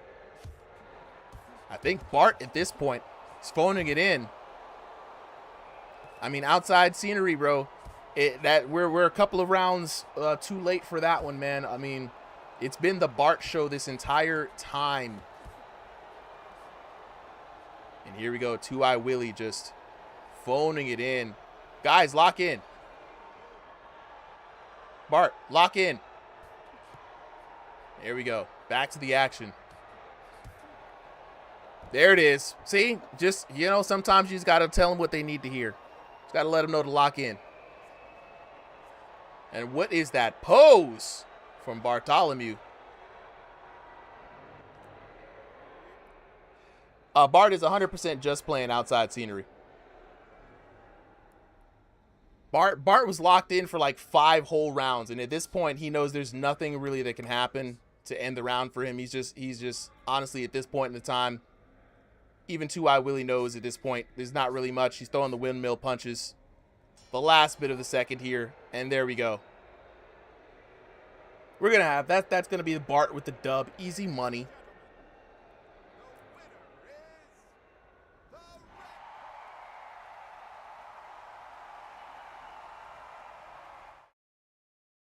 Absolutely. Here we go. 60-48. Straight 10s. 10-7, 10-9, 10-8, 10-8, 48-60.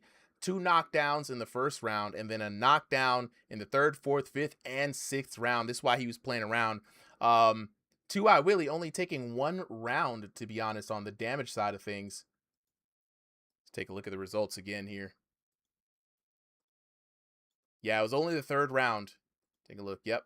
3rd round that he had a bit more damage, but 8,525 damage to 6,719 for your winner out of the red corner, Bartholomew. Now, with that being said, we're going to go ahead and move on to the co-main event for the night.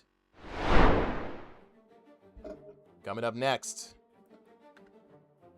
we got the African Saiyan taking on Tank Javonta Davis. The code has been set to both of you guys.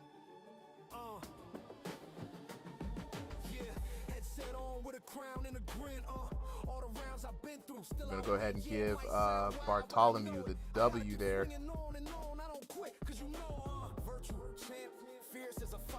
Here we go. All right. Coming up next,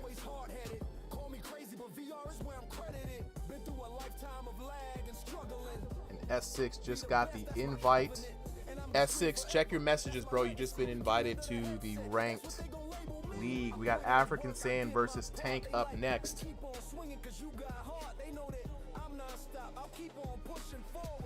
Get Joe Figure up out of here. There we go.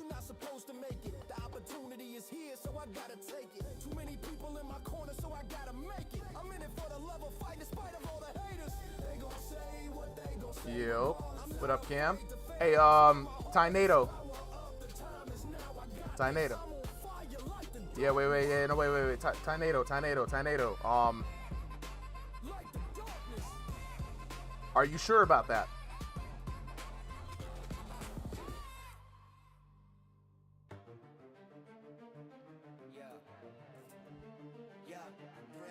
Yeah, hold on. We got. I think the allegations have been in. This is an alt. Tynado very familiar with the alt here. All right, there's been voice confirmation that this is an alt account. Yeah, thank you, Tynado. Well, that is very unfortunate. Very unfortunate indeed. Yep. So it's a boots fight now. And verified illegal alt. Kid Stoney says, is it multiplayer? Yeah, now this is multiplayer. So Kid Stoney, we've been doing multiplayer this whole time, bro. This has been people fighting live this whole time. It's Thrill of the Fight 2.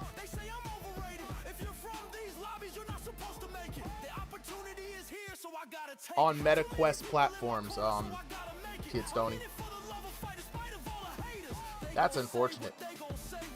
That is unfortunate. So let me go ahead and rectify this.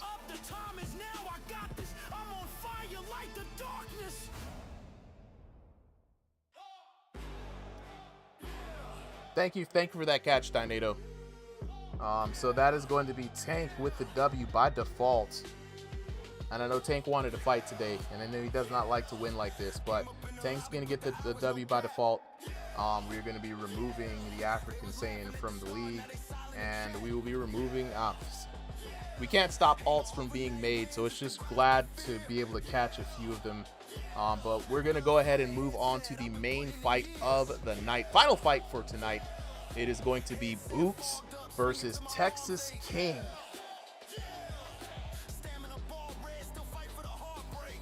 The code has been sent. We got some special commentary here tonight. Joining with us is the current room scale champion, Killer the Machine, Cam. Cam, how you feeling tonight, bro?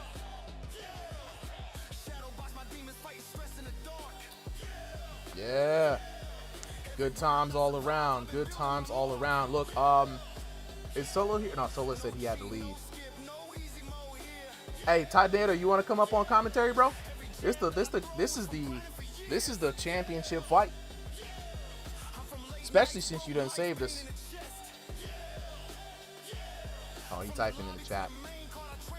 I bet Tynado gonna come up here. Yeah, we're gonna have Tynado and we're gonna have Killer Cam on commentary. Yes, sir. We got Monster jumping in.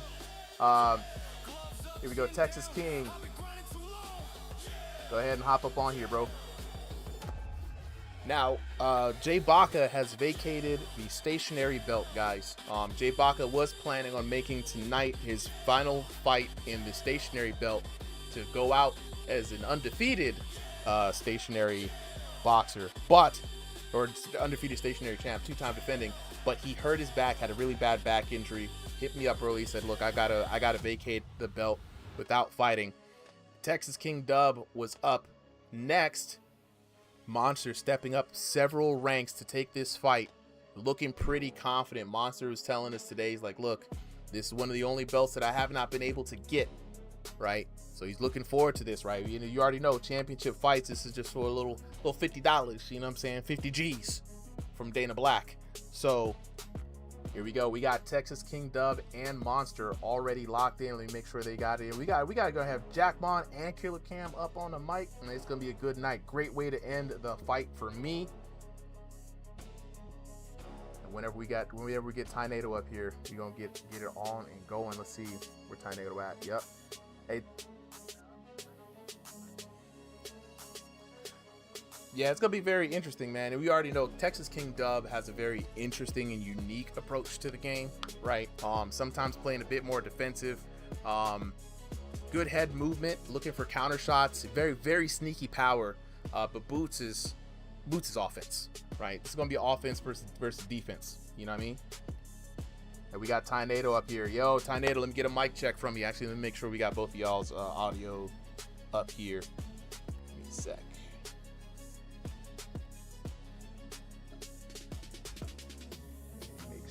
Got both of y'all. Tynado, I can hear you. Go ahead and make sure I got Cam's audio up. There we go. All right, we got you guys locked in. All right. Richard says the link for the Discord is expired. Okay, let me get y'all a fresh link. I know we've been having that link. That link's been linking this whole time. Let me get y'all one more link for the one time. Edit the invite link.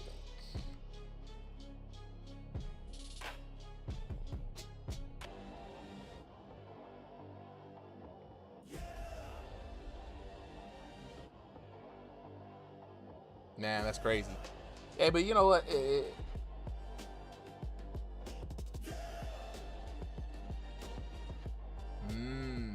Hey, look, glad to always have this. Why I like having you guys with the eyes out for these things, because stopping alts from coming back in once we remove somebody, it's impossible, guys. So Stevie, what's up? So they can't hear the co-commentators. Really? Hold on. Check the audio mix. Give me some audio, y'all.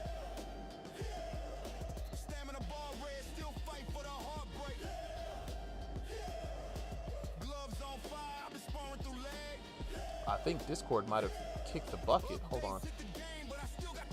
Give me some audio again.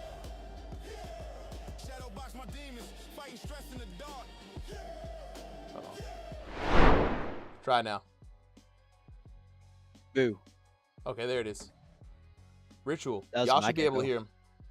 You should be able to hear him. So there's one scene that they did not have their audio on, but y'all have been able to hear them commentate on the fights this whole time, right? Bad. We're back. Okay. All right.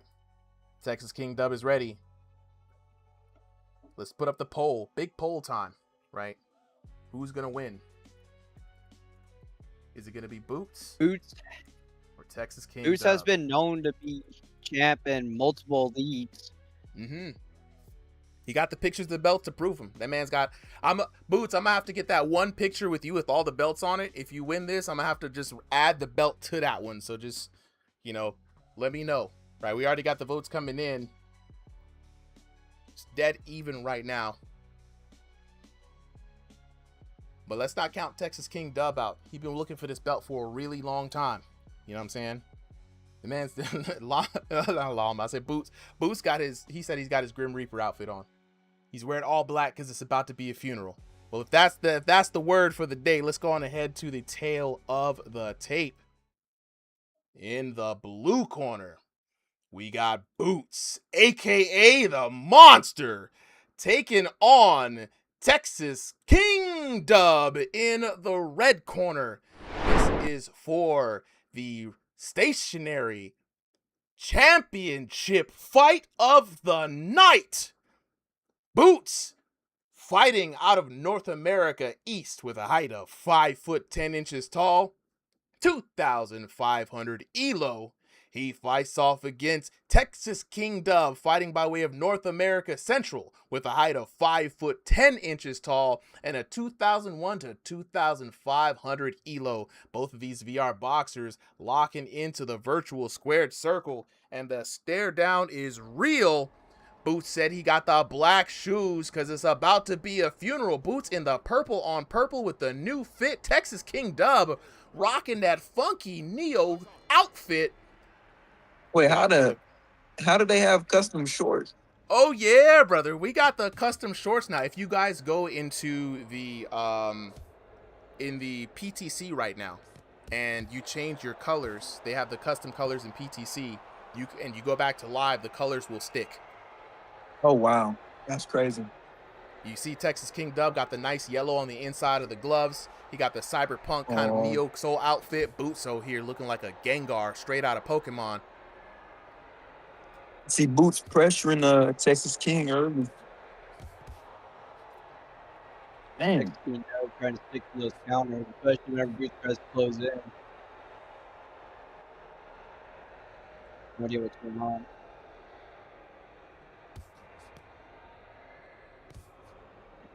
Yeah, Boots got a significant reach advantage on Texas King Dub. He's going to need to use his advantage, especially against a brawler like he is. I think Boots needs to keep his hands up a little bit because it looks like Texas King is like loading up a shot. That's what I was telling you guys earlier, man. Texas King Dub has sneaky power. It might look like he's at a disadvantage. He uses a lot of head movement, but he comes in from some really sneaky angles. You got to be careful about that sneak power. And his style is also really effective against people who like overextend. You know what I mean? And so you see he's keeping up with that defense. Texas King Dub is doing good about cutting them angles whenever Boots tries to come in. You notice how he's going in at more of a straight line. Texas King Dub is doing good about just cutting those angles and getting out of there. Probably going to be harder because the safety guys could have auto going on. But good counters coming in from Texas King Dub.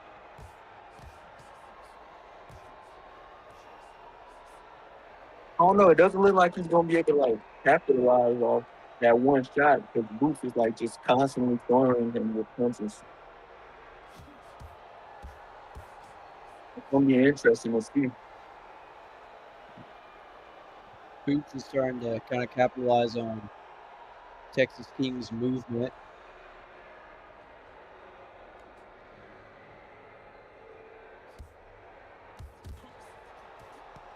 Good counters from Boots.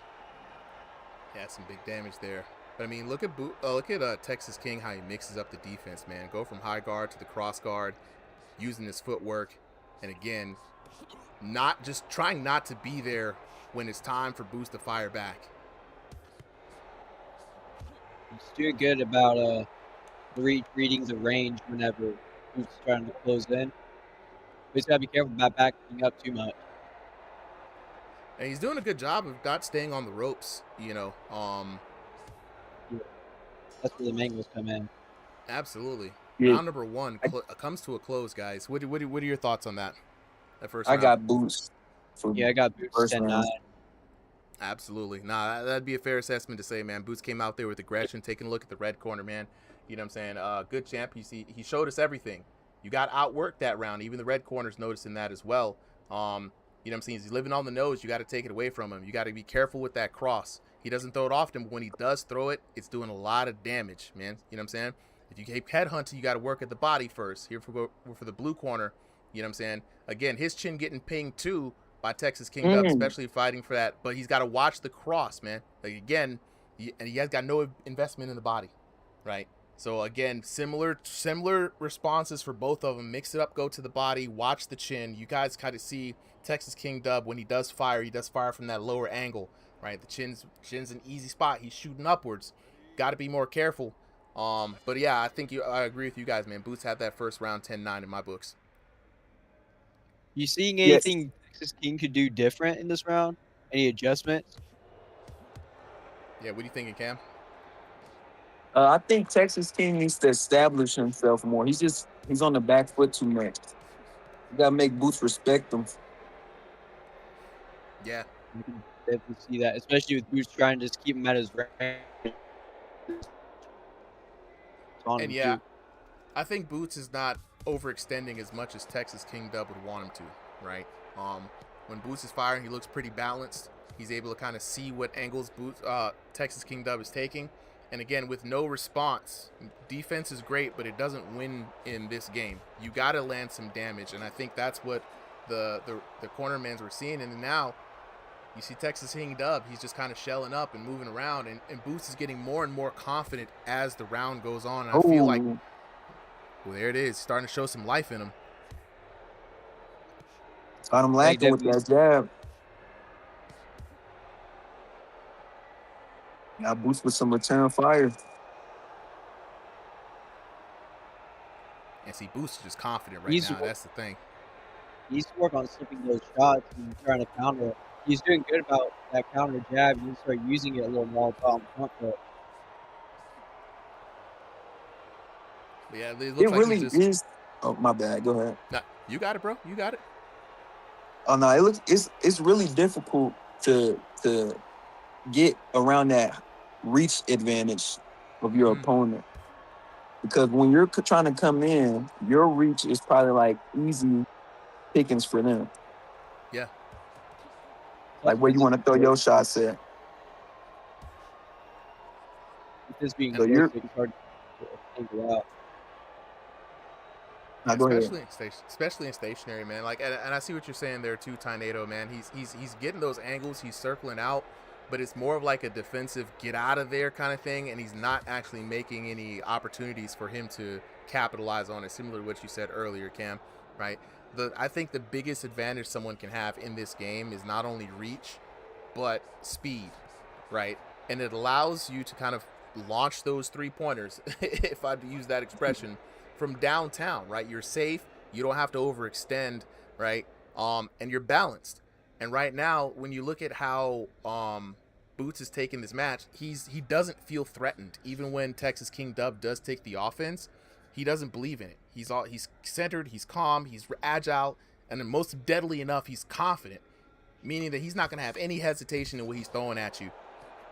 And meanwhile, Texas King Dub, I think, is just trying to find his rhythm here. Yeah. No respect. He's too hesitant. Yeah. Texas King is too hesitant. When Boots was literally just walking away from him there, he didn't even throw none. Yeah. Let's take a look what the coaches say. You know what I'm saying? Yeah, he's just more caution, just being careful with the uppercut. You know what I'm saying? Be careful with the exposed chin, right? And not relying too much on the raw rear hook.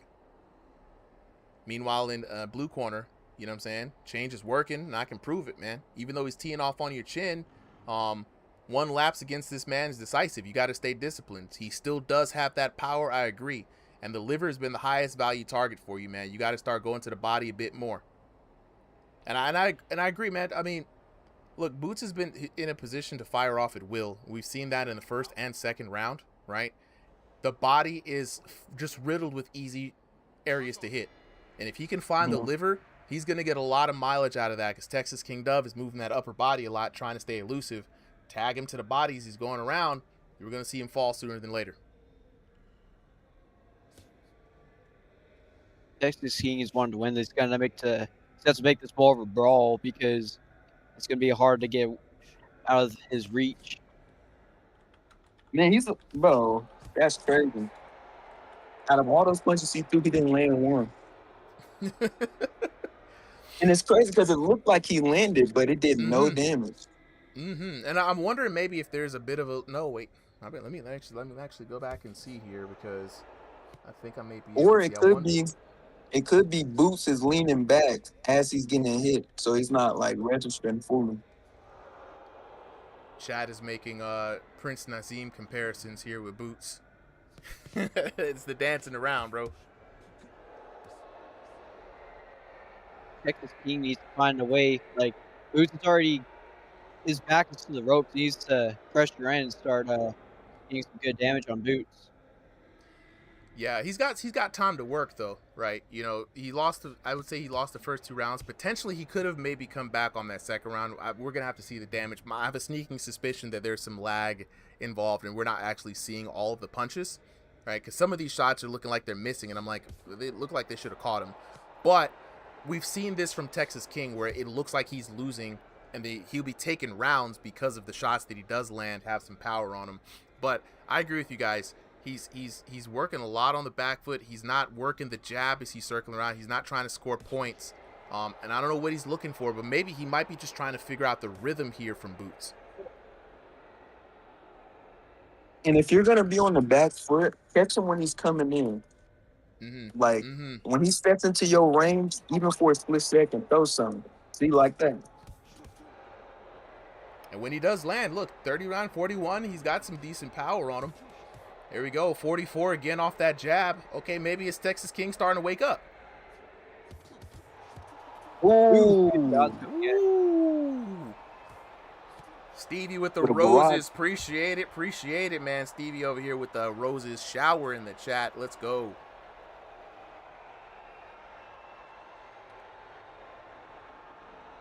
Back on the defense.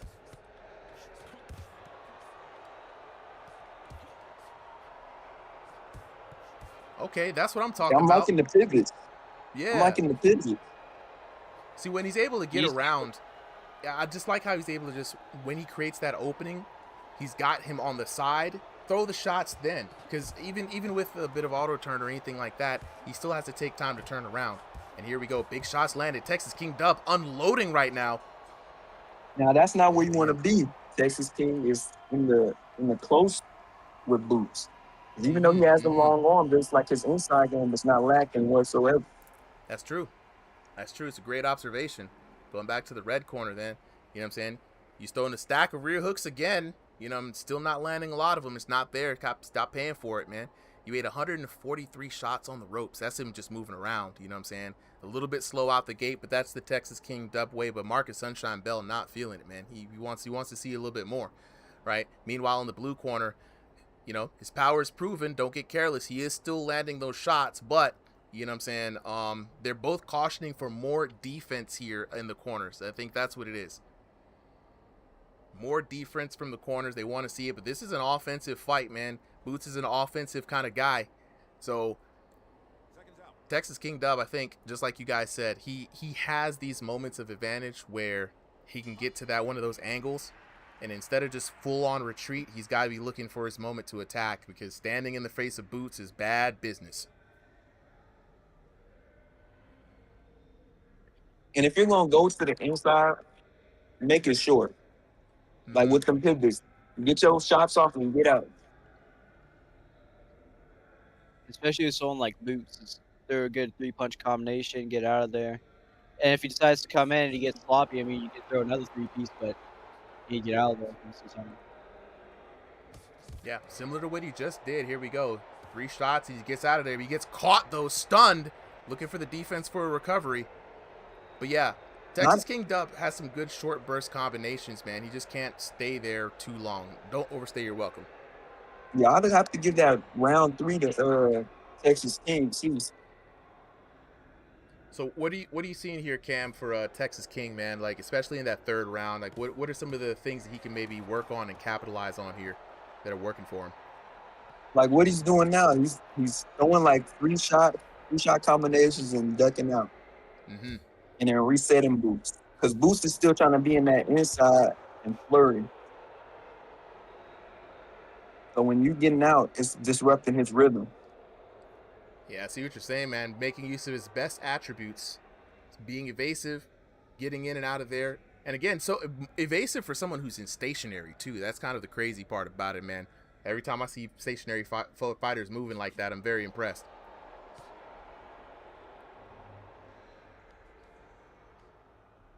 And honestly, man, I'm seeing what you're talking about. This round, definitely a different round for Texas King Dub. Boots not... Okay, this man's moving now. Hold up. Okay, he's stunned. He's stunned. Texas King Dub, that was your moment, bro.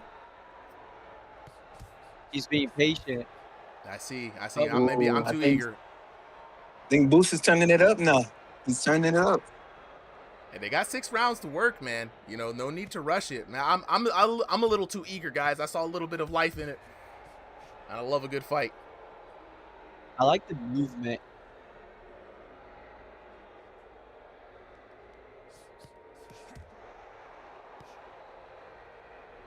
What's crazy is they both got some good defense. I'm not gonna cap. They both got good defense. Yeah, now Boots got the hands both on offense and defense, man. Like, and he's not rushing. And again, I just applaud him for not overextending. When he misses, it's because Texas King Dub just kind of pulled a Batman and got out the way, not because he was swinging wildly or unintelligently.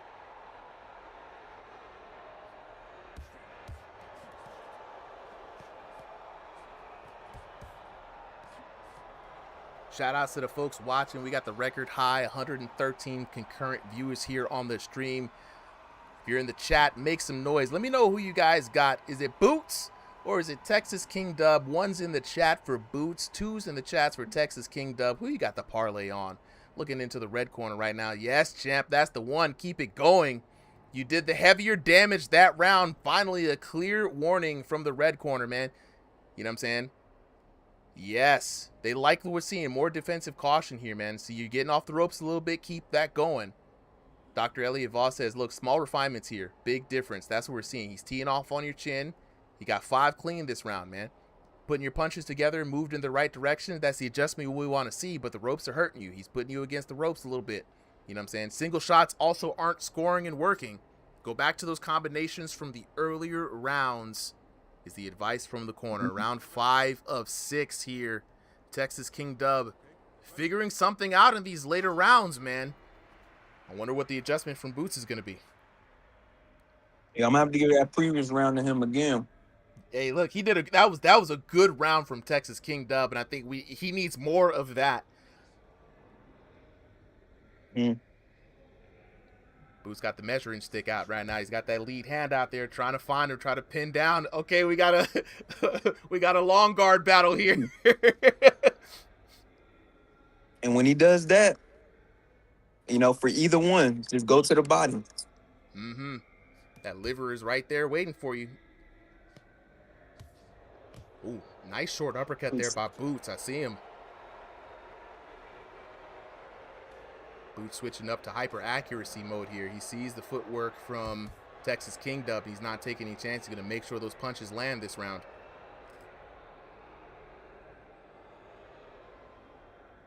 And a little time going on between both. We're all just about hitting the halfway point here in this match. And this has now become a mental chess battle here. You really see him thinking, man. This is no longer Boots thinking he can just run over his opponent. He's really got to lock in now. You can definitely see these guys slow down.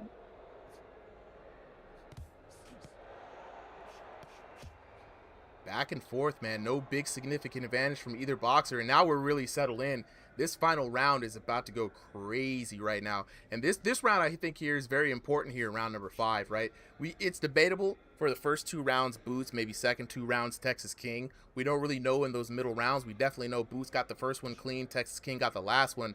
These last 2 rounds are where it's gonna count a lot. And, you know, it's very interesting, guys. I see this thing from Texas King Dub pawing at that lead hand, trying to get that hand down to land a clean shot on Boots, using every trick in the tool book. This guy Texas King Dub. Yeah, and when you got an opponent like Boots, you have to. Mm-hmm. They will walk you down if you don't make them think.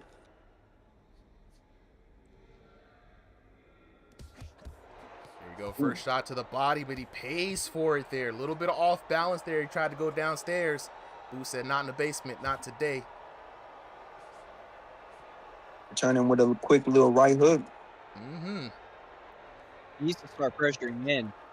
Like, I can definitely see Boost is trying to slow down a little bit, but that's the point where you come in. He's trying to go to the body and stuff. Ooh. 2 big shots landed by Boots there. 3 decent shots by Texas King. The clash of the Titans. 10 seconds left in this round. Oh, the left hand from Boots caught him moving. He's hurt. He's hurt. Yo, Boots there at the end. What a read. What a read. That man caught him with a lesson. Where you going, son? Right here. I see that. I think Boots was really waiting for him to try to find a way out, man. Great end there for Boots. The red corner still feels confident in that round. Let's take a look at some of the punch stats here.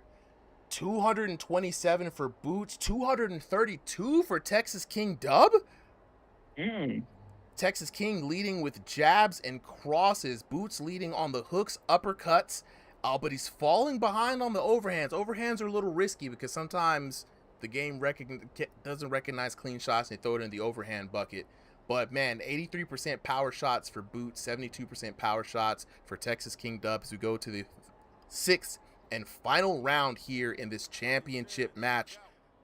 This is for all the marbles. Yeah, someone's got to set themselves apart. This is the round to do it, man. I think Texas King Dub needs a TKO if he wants to win. You feeling TKO? Oh, we got a split decision here among the commentators here.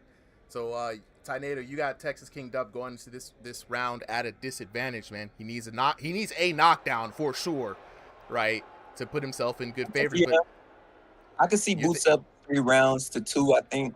Mm-hmm. But I don't think he needs. I think he just needs a knockdown. Yeah, I think Texas King Dub needs a knockdown for sure. I think Boots just needs a strong final round here. Oh, and there we go. For the first time, we saw the movement from Texas King Dub bewildering Boots there for a second. Wasn't really sharp on the turnaround. I look like King. Yeah, I think it's a good point. Good point. Here we go. The clash gets in here again. Boots going to work.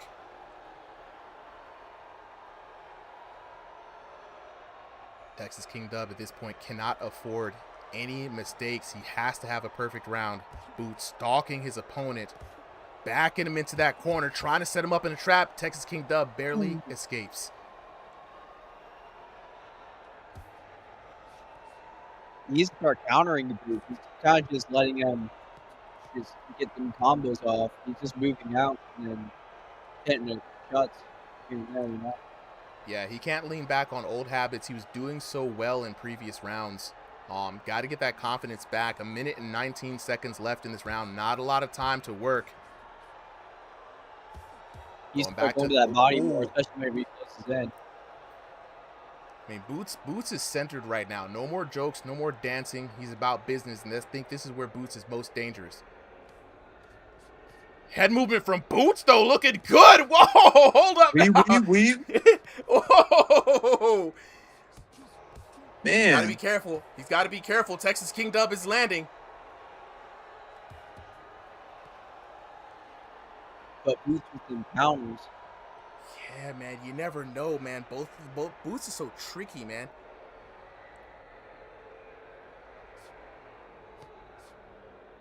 "30 seconds left. We will see who will be the new stationary champ. I don't care which way it goes. Either way, both of these boxers have done what they need to do, show up and show out, and made a case for why they should be the next champion. somebody's got to go for it. Someone's got to go for it. Last 15 seconds. Come on. Oh. Oh! Boots say that's all I need right there. All he just wanted to walk into it. And it comes down to a decision. Boots having his hands raised, waiting for the belt. Hey, where's my belt? And I think it might be Boots. Ladies and gentlemen, boys and girls, children of all ages, we have our winner. The final score, 10-9, 10-9, 9-10, 9-10. Ooh, had it right. Then 10-9, 10-9 for a grand total of 58-56. And new stationary champ, the Monster Boots. What a fight! Yeah, we got for the last ones. Yes, no, we got the time. Absolutely, we got to bring the champions up for a little talk. Actually, we're gonna bring both of them up. We had the right score, 10-9, 10-9 for the first ones. King Dub coming back 10-9, 10-9, but it was those last two rounds for Boots. Take a look at the damage here, especially in those last rounds. 994 to 515, 976 to 773. I mean, a pretty convincing damage spread here. 5,975 to 4,673 for Boots. And a good battle all the way through, man. Texas King Dub taking two of those rounds. Hard fought there. And I think what we saw from the third round specifically, right? It was a different Texas King Dub. If he was able to just bring that guy out for the last two rounds, it would have been his. But my goodness, what a way to work. Let's go ahead and talk to Boots and Texas King Dub. Yes, sir. All right, take it easy, y'all. So Boots, let me get you up here because I know Boots got some stuff to say. Yeah, all right, Boots, Texas King. All right, well, Boots, we gonna get to you here in a little bit. I gotta talk to Texas King Dub first. Texas King Dub. You like that, right? You like that? Hey, and it's the prettiest belt. I ain't even gonna hold you. It's the prettiest belt. I'm telling you, like the only thing better than the stationary belt is the room scale belt because the room scale belt got the white colorway. But okay, all right. You gotta fight this guy. You gotta fight this guy for that belt.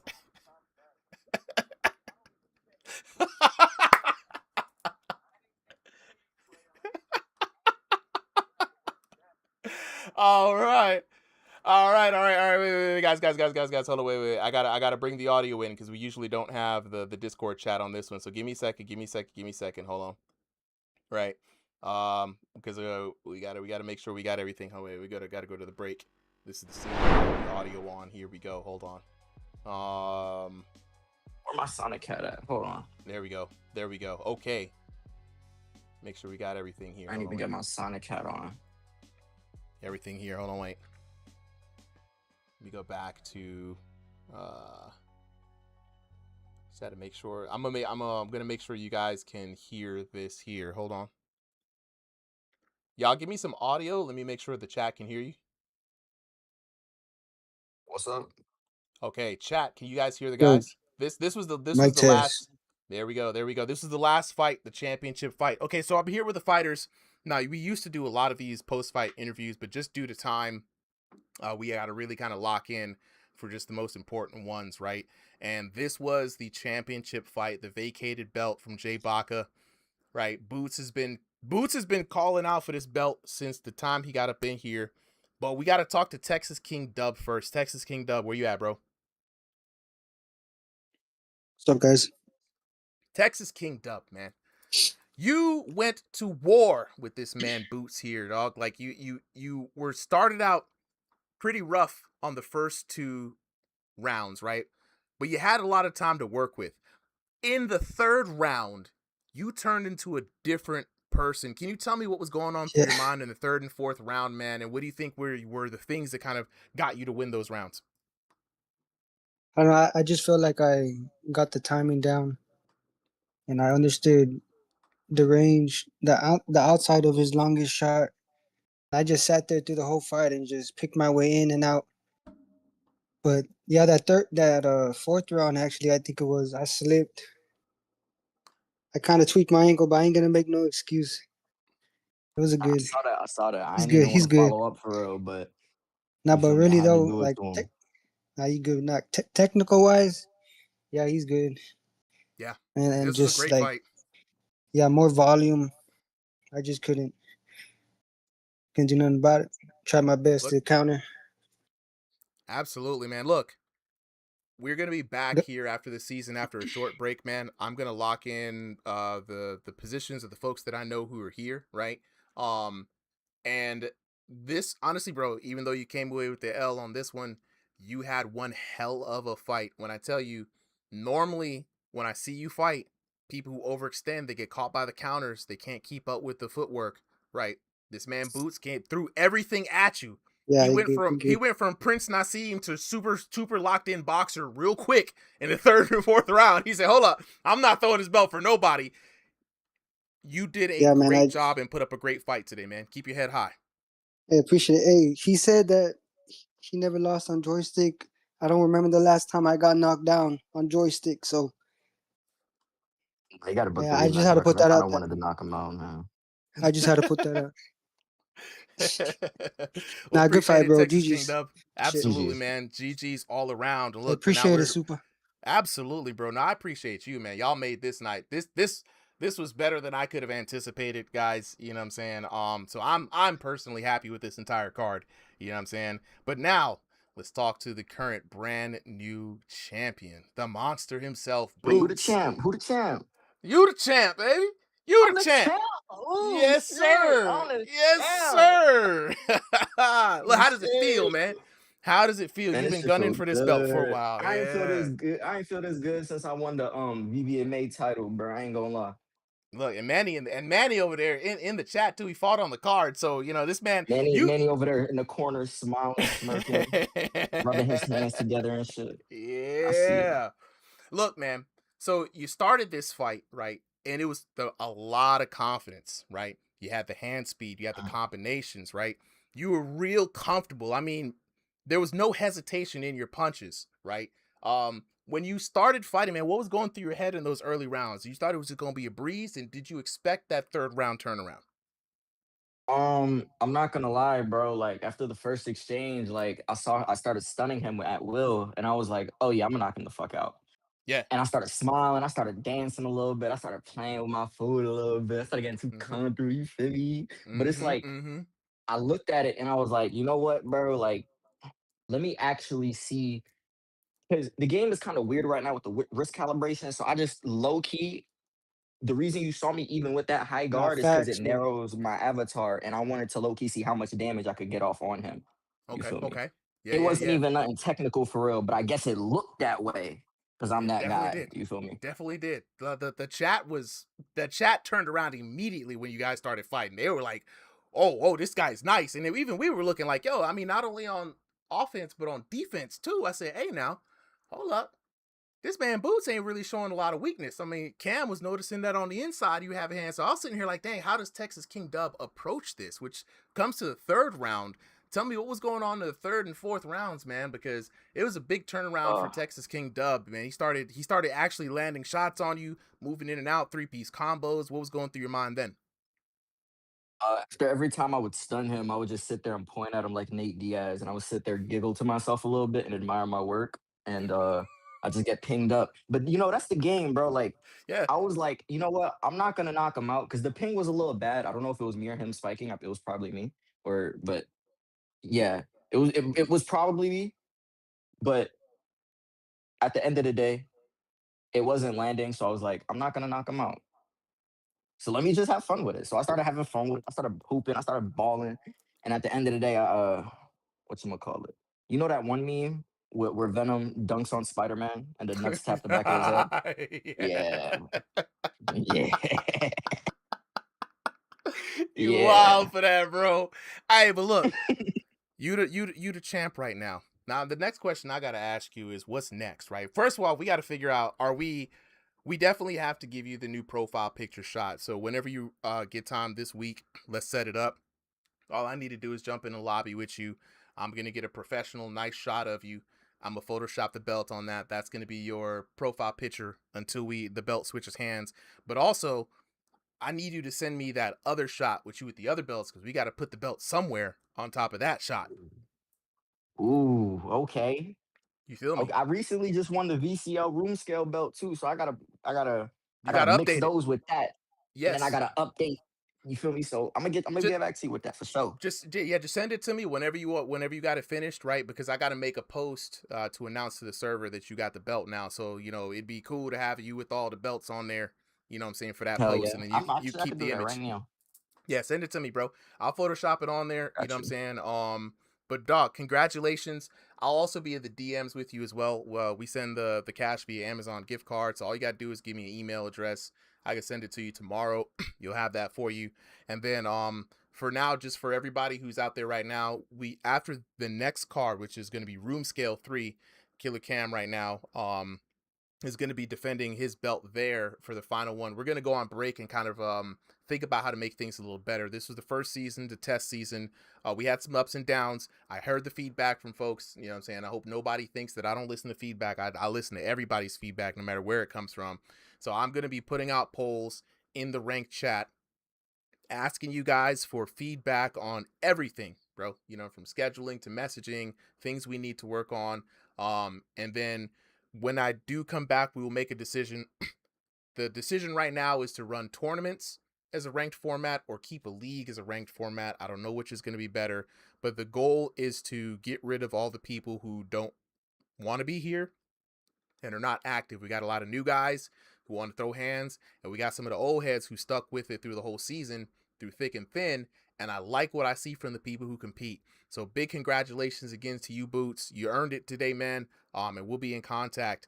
And before I go, you said you wanted to challenge room scale. Now we don't have multiple champs, so if you want to vacate the belt, you can and change and challenge room scale. You got Cam already right here saying, look, it ain't no Texas King Dub around here, bro. This is a whole different ball game. So I do allow the champions to switch.